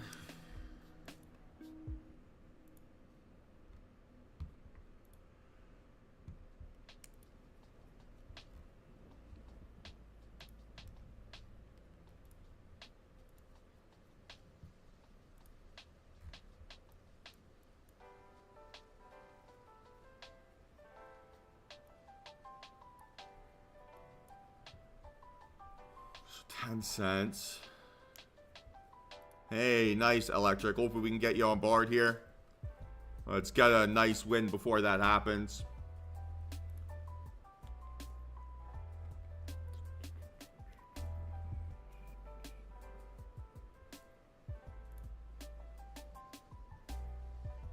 Also, I mean, on NQ, I would love a mean reversion setup here. That would be dream material.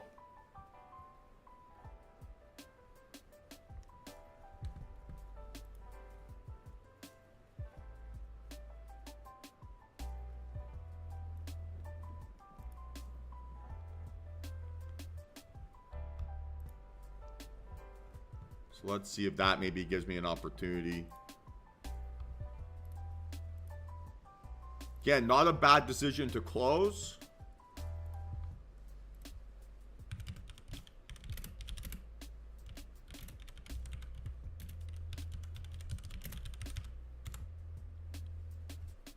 Time of day, probably a little bit more indicative of a reversal versus a continuation. On the indexes, at least. Let's see if that ends up being the case.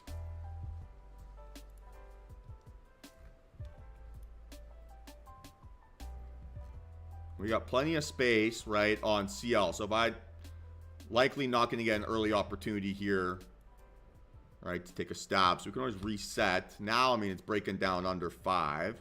If this thing holds under 5, okay, then we can start to think about that continuation. Same thing with ES. I'd prefer NQ, though. NQ's my baby.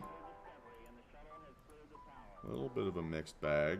AMD not moving, Nvidia not moving, Meta selling, Netflix selling by the looks of it. So if this thing holds under 5, we have a setup to the downside then.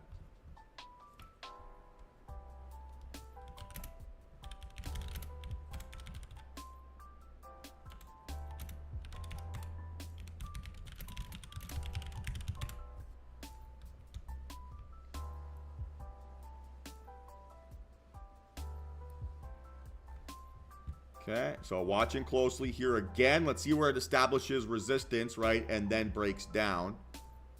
Ideally, you don't want to see it pulling back really above 503, right? You want to see previous area of support, right, for that bounce to now act as support for the downside. And we might be a little bit late here. So watching closely.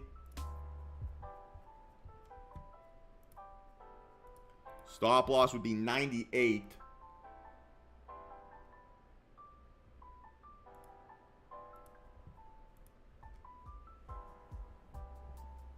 Just gotta pull back gently into 89.50.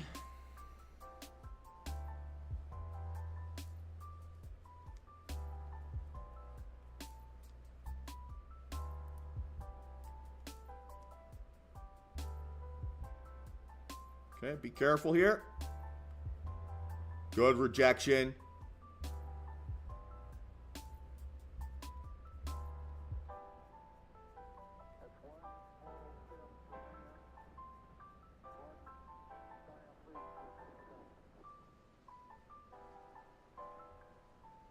Come on, gentle.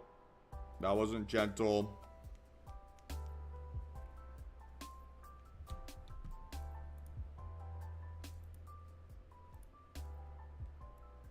Okay, now stop loss have to be 500.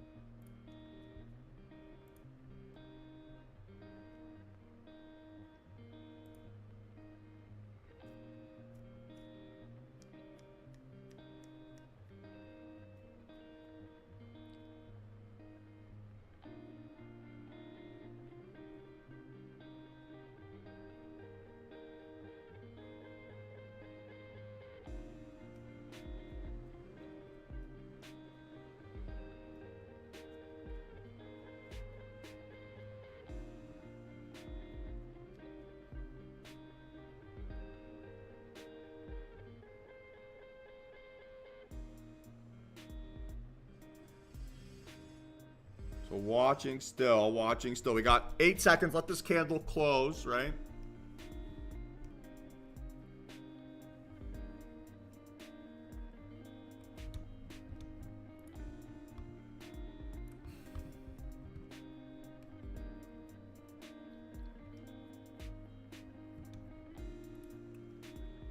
Very, very interesting. Oof.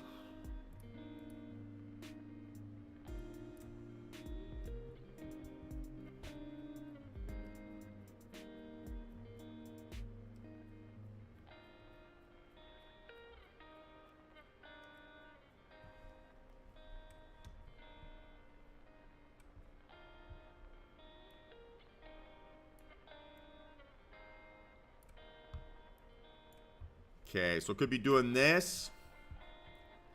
84 stop loss.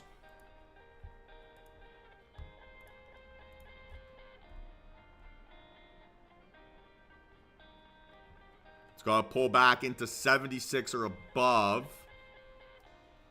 Targeting 450. Maybe I could target 400. That would give me maybe a little bit more space.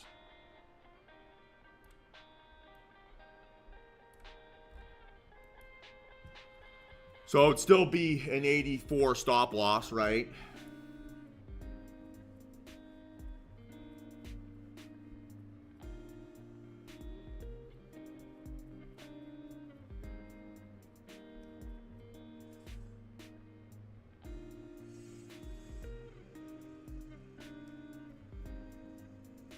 Two contracts above 73. One contract in the 70s. Come on.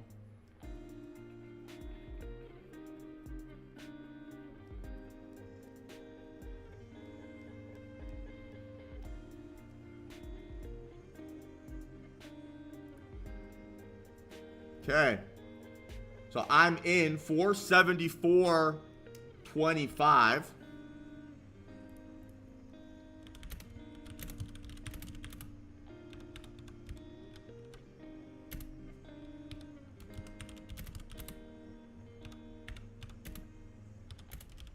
There's two contracts.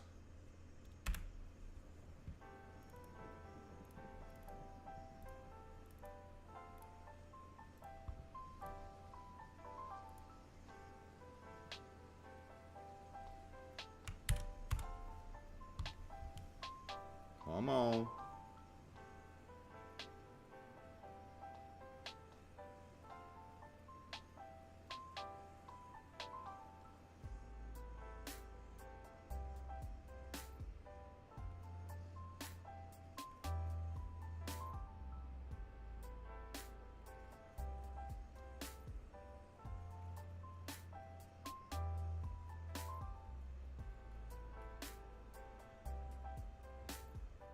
Okay, keep cracking here. Keep cracking.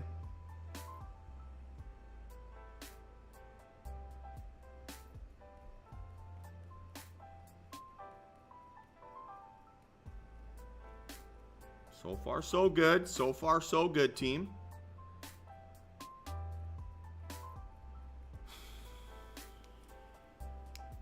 $350. Come on.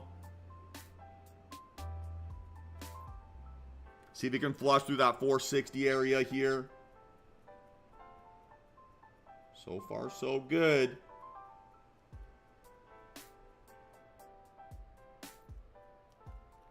There we go. All right, I'm going to look to close this. Boom, I am out. That move happened faster than I expected, right? That move happened faster than I expected. Close price of 46.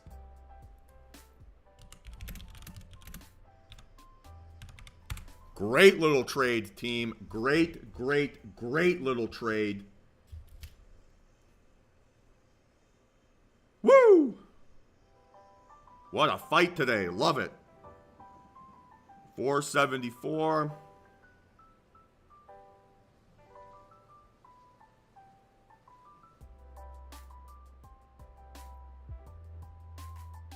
Close price was 446.50. For $1,100 win. Let's go.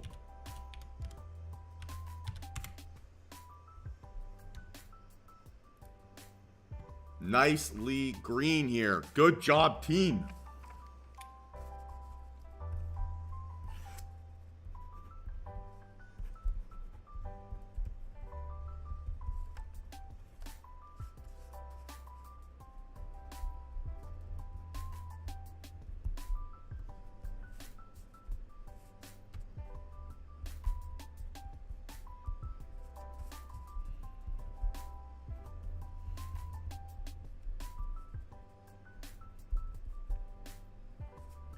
$446.50, Jeff. $446.50.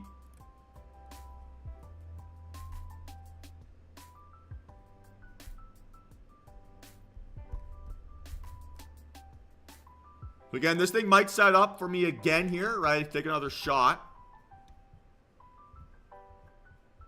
That's okay.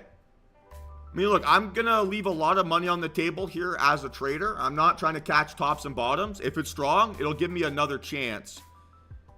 If it doesn't want to give me another opportunity, no worries. I'll take my $1,100 and move on, right?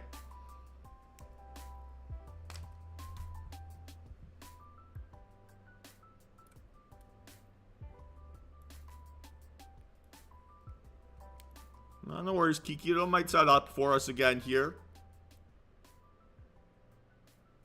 So stop loss have to be 51, or call it 52. Potentially. Let's see how it looks on the other time frames. And less appealing. Better on the 10.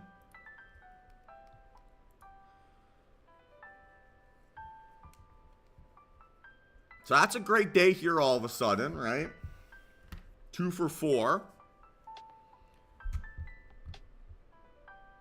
But yeah, generally when a move happens, especially later in the day, when it happens quickly, I do not want to get too attached to it, right?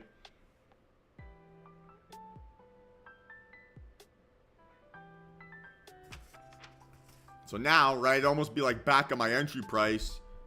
I would have been very stressed out here, right, all of a sudden. So I'd rather close my trade as my P&L is increasing, reset, retry, and go again, right? Worst case scenario or best case scenario, you can always try again. Worst case scenario is now I go from being up $1,000 to being, you know, up 200 and feeling like shit. I would love a reversal trade here, Rusty. I would love a reversal trade, yeah. Would not be opposed.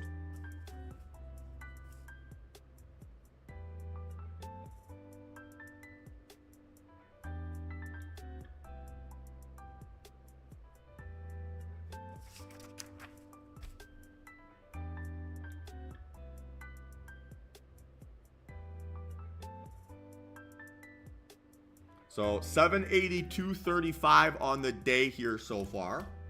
It's not bad. Not bad. And we still got some volatility here, right?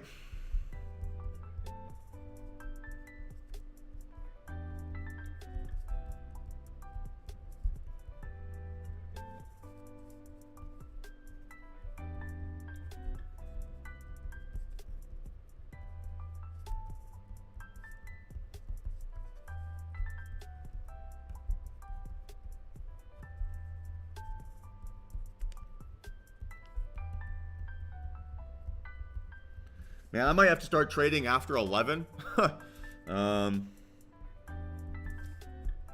Like, ignore everything first 90 minutes and then only trade after. So, definitely have an opportunity here now for a reversal scenario. Similar on both indexes, which I like. Target 650s may be aggressive.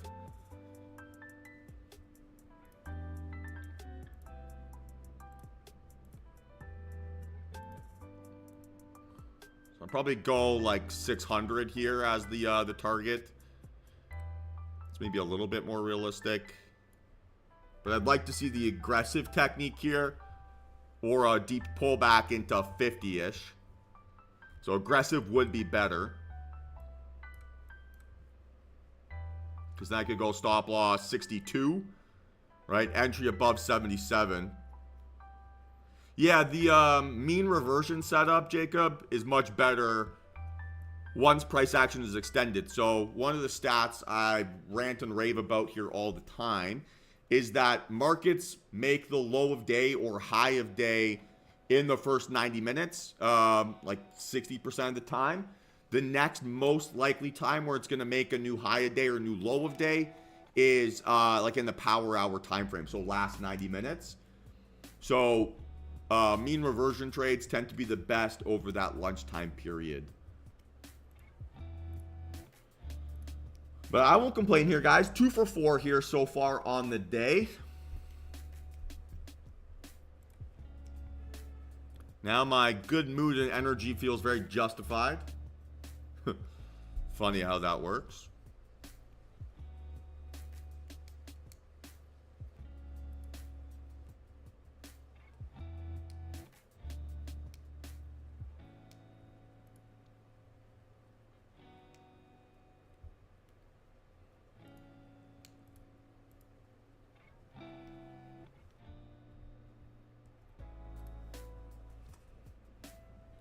Okay, so now we're looking for the aggressive, right? Stop loss would be 58.75, but we need to see it break out above 77 first.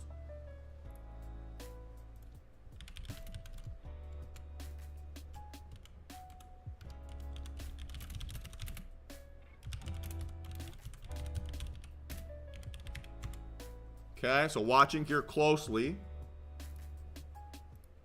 Stop loss, like I said, we'll call it 58.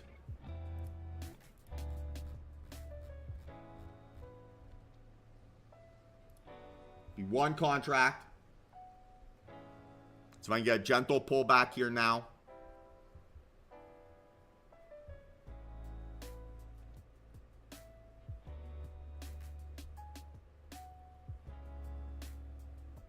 Still no entry for me.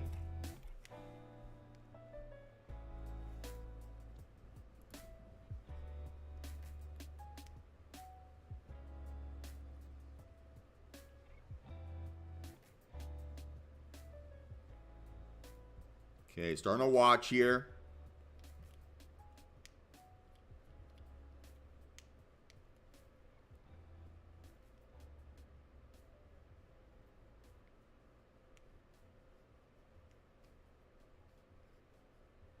On one of my accounts, I have a fill here, guys, but not across the board.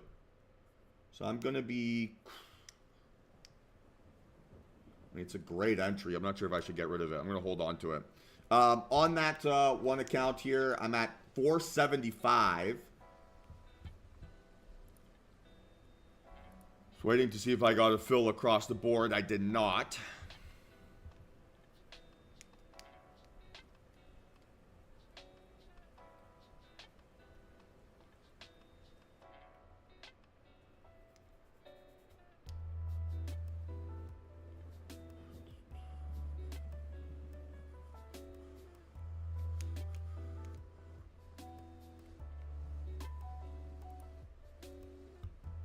A great entry, Jack, yeah. So the pain in the ass of having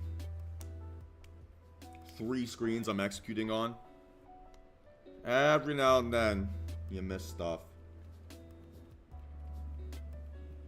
Alright, so let's see if this thing can keep going here. Maybe it'll give me a chance to pyramid and I can build up that way. That's $300.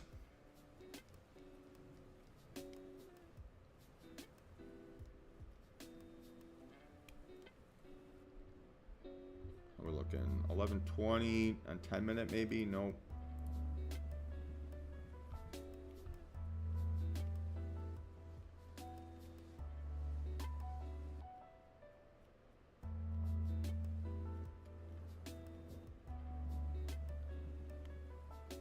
So I might be able to pyramid into this. Let's see. If I get my stop loss to be 86.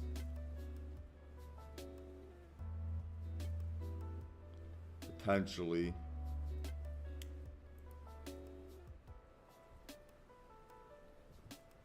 Or maybe be better like this. Because then I actually have that increasing volume standard here on the 3. 350 is not bad. Not bad at all.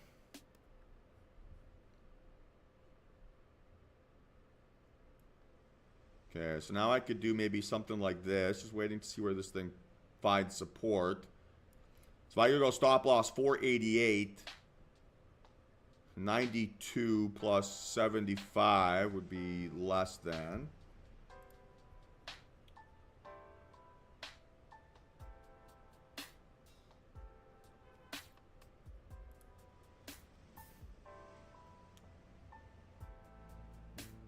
Okay, so I just bought one more contract there, guys, at 96. Stop loss is 88.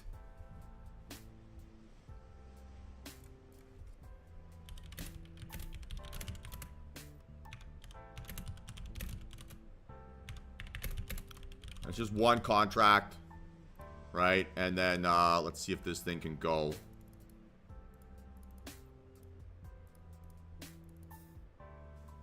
Sorry, 496.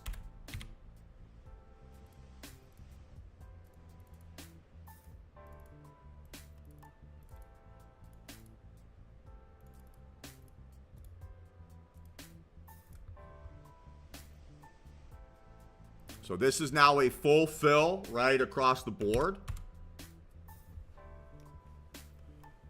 And a great looking result here so far, right? A great looking result. So let's see if it's got a bit more juice here.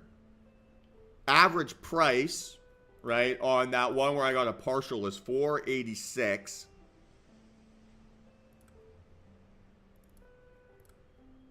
So this is a little bit messy.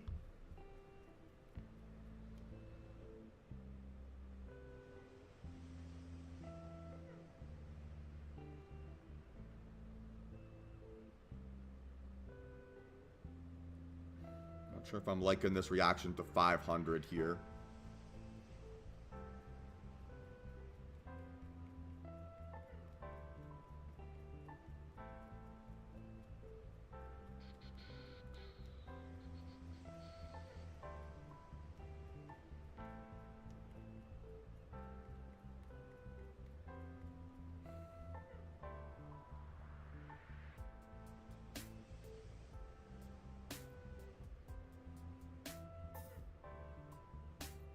Okay, it's got to hold above 500 or I will get out. 20 seconds. Has to hold 500. Has to.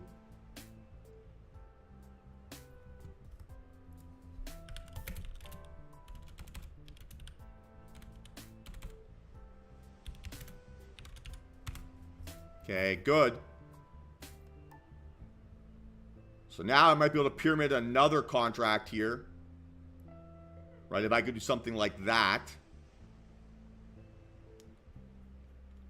So we need to break out above 508.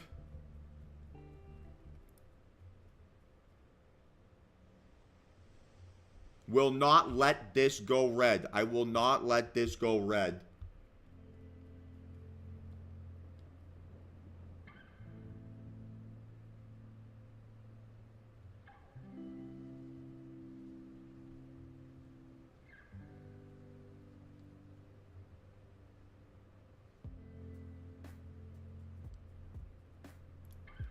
Okay, so we're going to look to buy in another contract here.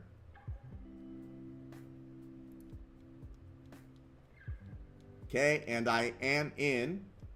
Average price is now $4.93. And stop loss is 50, we'll call it 500.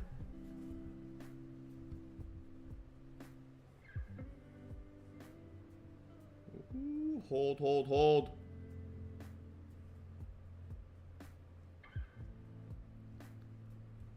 My last fill there was at 508.25.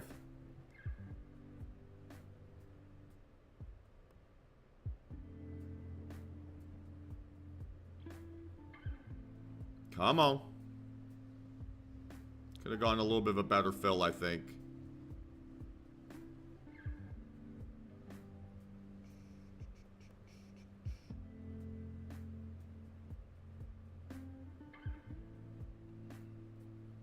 You got this, NQ.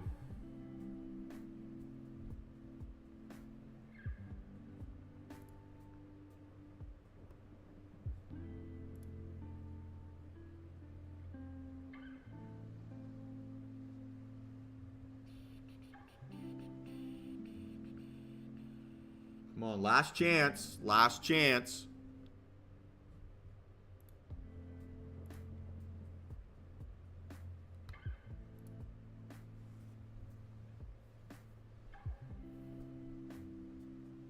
Okay, here it goes. Let's see if it can fly.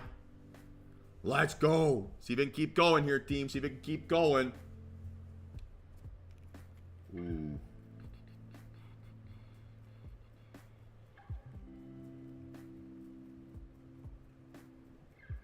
What a day, guys. What a day. Hopefully everyone's feeling good.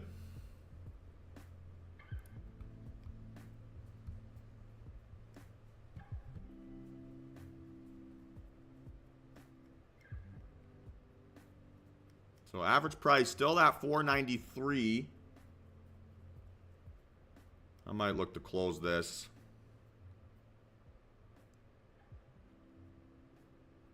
Just thinking out loud here. Biting my pen, biting my time.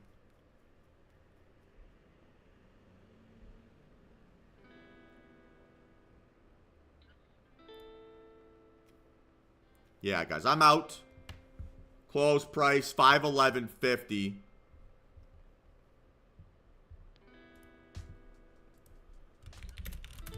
Woo! What a day.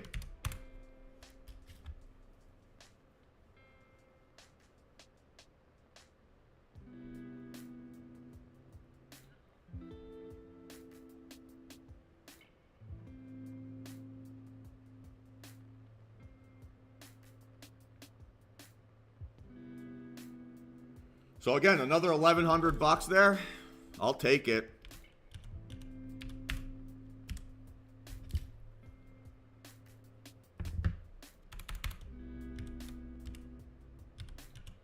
And again, maybe closed it a little bit early. But that's a fantastic day all of a sudden, guys. Fantastic day. Let's go. Woo!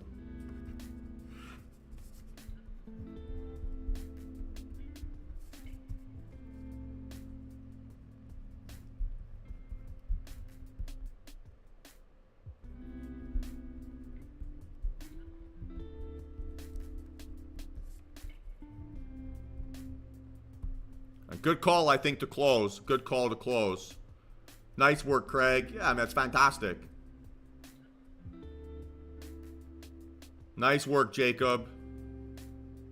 Yeah, good call to close, team. Good call to close.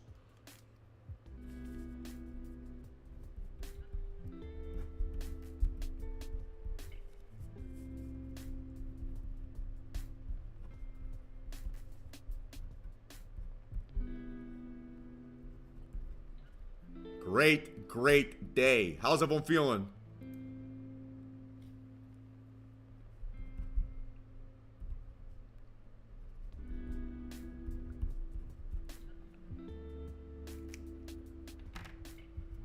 Great start to the week, team. Great start to the week.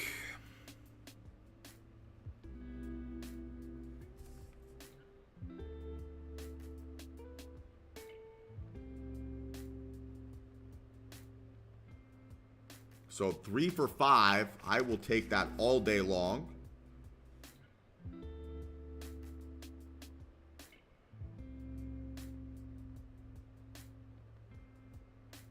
So just a little bit under 1,900 bucks on the day. 1892.56 per account.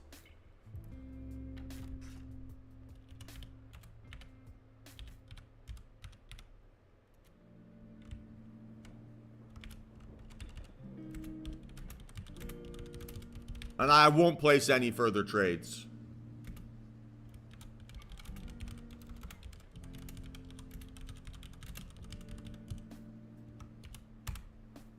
Let's go.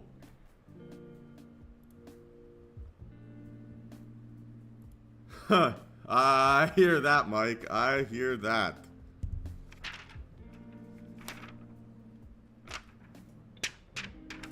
Yeah. 3 for 5. I'll take that all day long. Everyone feeling good?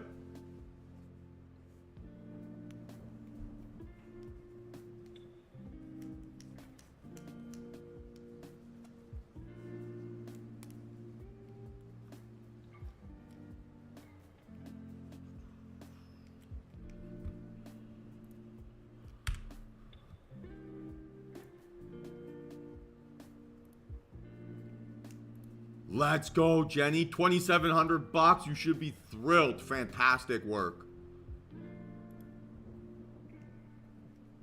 Let's go. Nice work, Jack. Best job in the world, guys. Best job in the world. Yeah, I mean, that's probably on me, to be honest, Jeff, right? Because I was a little bit late calling that out, waiting for a full fill. So that's a little bit maybe on me. I apologize for that. And I didn't mean to do that to be deceptive. So I do apologize.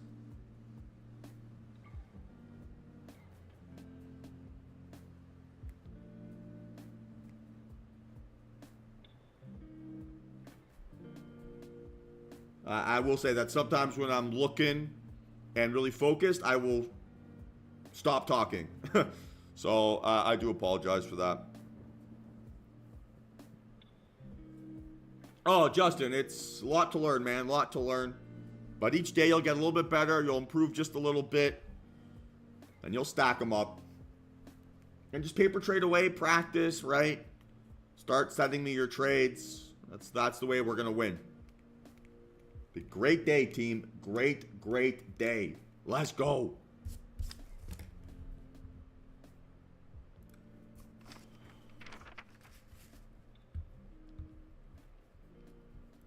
Again, lots of action here, which I will not complain about. I've been liking it a lot. Been fun.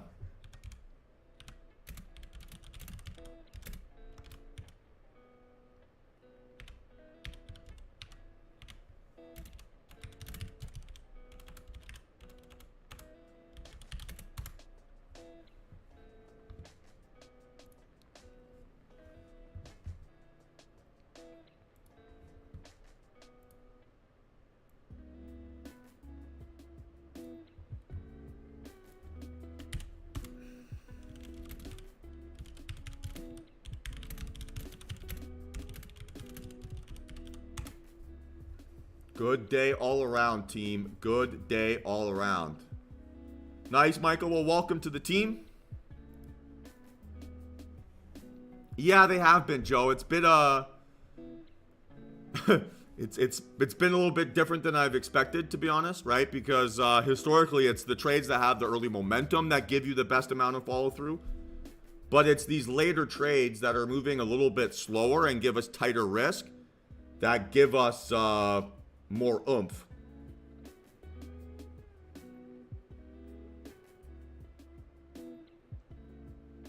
So just kind of like the way that variance is playing out right now.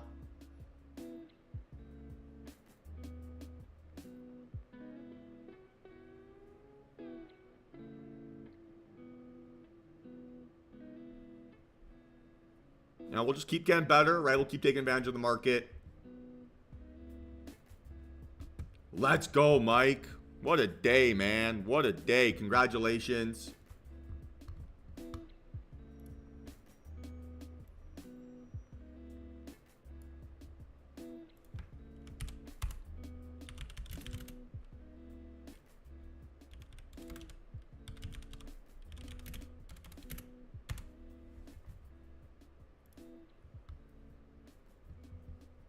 Let's go, team. And, right, I mean, I'm going to keep stressing this, but more and more evidence, right, over why losing small and being in control gives us chance to take multiple shots, right? So, okay, I took a $450 loss on the first trade. That's more than maybe I would like. But not terrible, right? Still less than that $500. And then my other losing trade was $240. So, you know, that sets me up, right, where I'm still one good decision away from being nicely green. And then we had 3 good decisions that really set us over the top. And it's just this ability to lose small when we're wrong makes it so much easier to be green. And it's what's really pushing this winning streak, right? So this is, it just keeps getting reinforcing, right? Just keeps reinforcing best loser wins, right? And it's easy to say that, but then do it and to execute it and build up that evidence makes you believe that even more, right? So what a day, team. What a day. Hell yeah, Dustin. That's a fantastic day. Congratulations.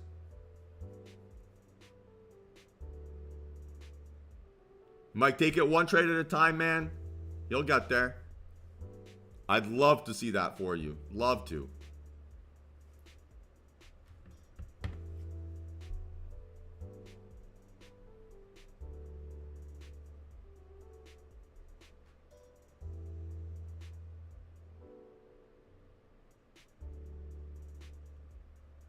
I'm very proud of you all for becoming, as disciplined as you possibly can be. And it brings me a ton of joy to see you not only outperform me on the day, right, but to then achieve some of those objectives that you have for yourselves. That is, honestly, guys, gives me a huge smile on my face. So I love to see it. Proud of you all. Hell yeah, Mike. We're a great team here. It's a lot of fun. And yeah, good call, I think, to have closed that trade. Oh, I love this job so much.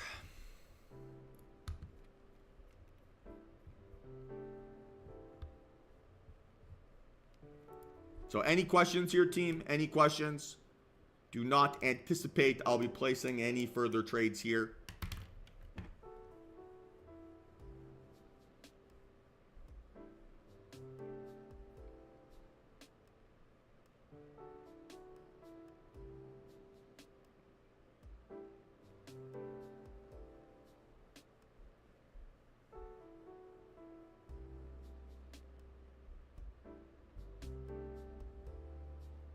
Nice work today, Mike.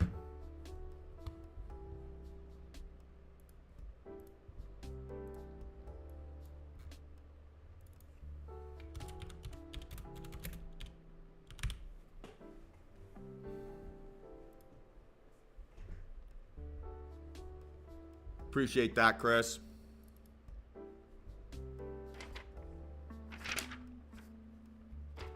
So 5 trades here today. 3 for 5.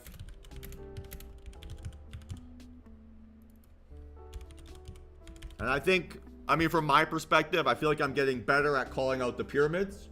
So that is really fun. And I'm getting better at being aggressive with the pyramids too. So that is a really, really fun combo.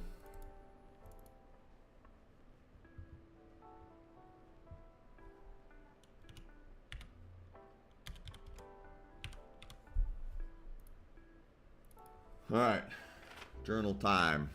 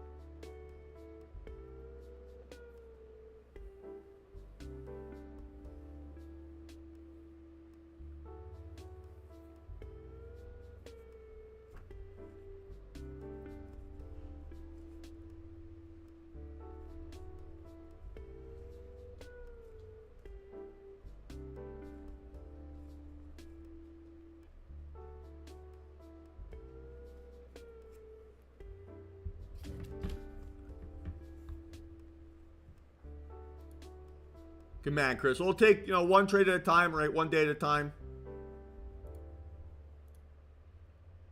Yeah, and Mike, that's what makes you better, right? So it's the understanding why you're closing your trades or opening your trades and having conviction over those decisions makes you a lot more, right? Long term. And it makes you more long-term because you can realize your mistakes, right? You get to study your mistakes versus studying my mistakes. And that creates a much faster learning curve, right, than needing me to be perfect. Now, I'm obviously going to do my best to be as profitable as I can be. But you're always going to get less if you're trying to copy trade me. And that's why I try to stress everyone needs to be selfish. Because the more you study yourself, your own errors, your own problems, your own pain points, the more conviction and calm and relaxed you're going to feel in your trades. And that always leads to more P&L. Because if you're anxious about what I'm doing and anxious about what you're doing, you're just going to close trades early or you're going to close them too late.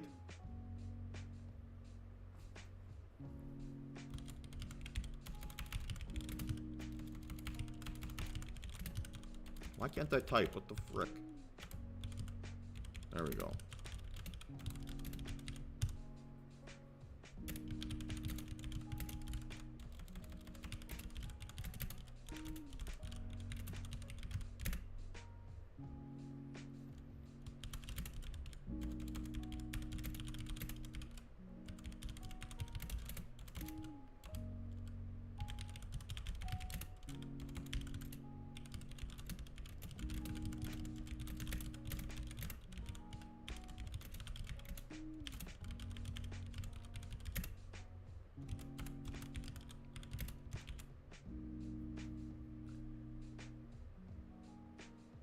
Yeah, that's the way to do it. Absolutely.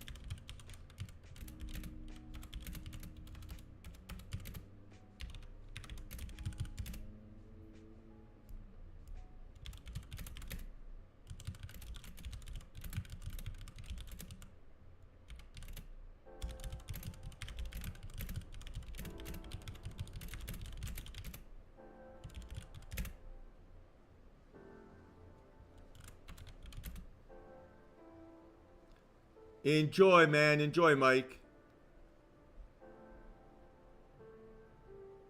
Hey guys, my pleasure. This is what I'm here for. I'm here to try to be as transparent as possible and to help you basically make this your own process, right? That'll be how you do the best here. And for sure, right? While you're learning, while you're trying to get better, copying is going to really help cement a lot of these ideas. And then putting a spin on things and making it your own will take you to that next step, right? So that's where it becomes really fun.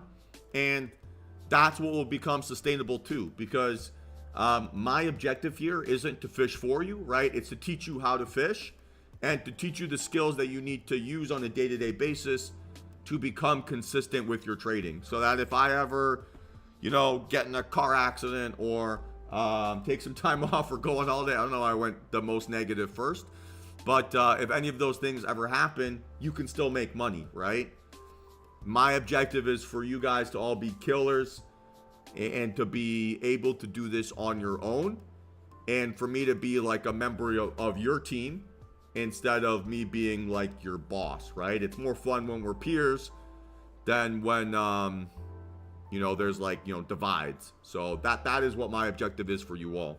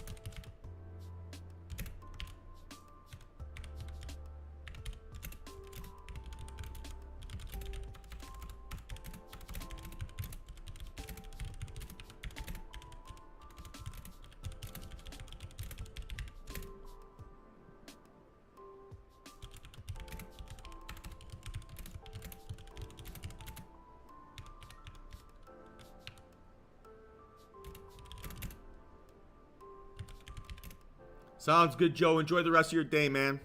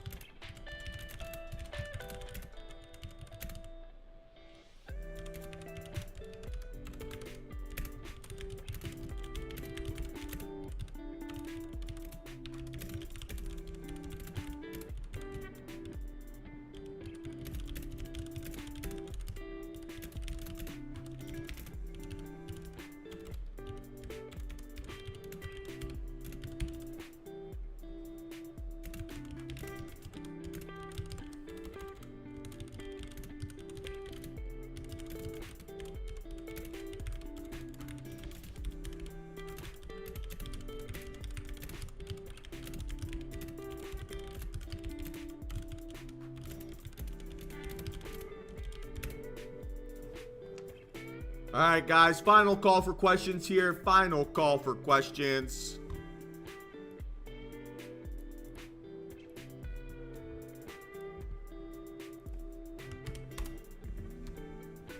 Best job in the world, team. Best job in the world.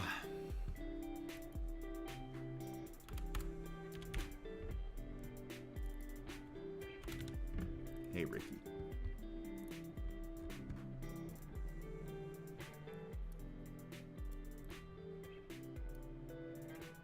Huh?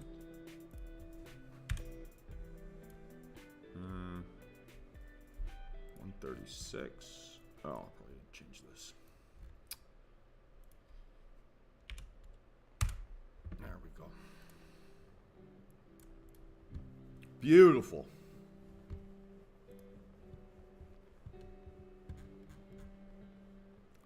Look at the P&L graph, right? Since decided to start losing small. A straight line up. What a result.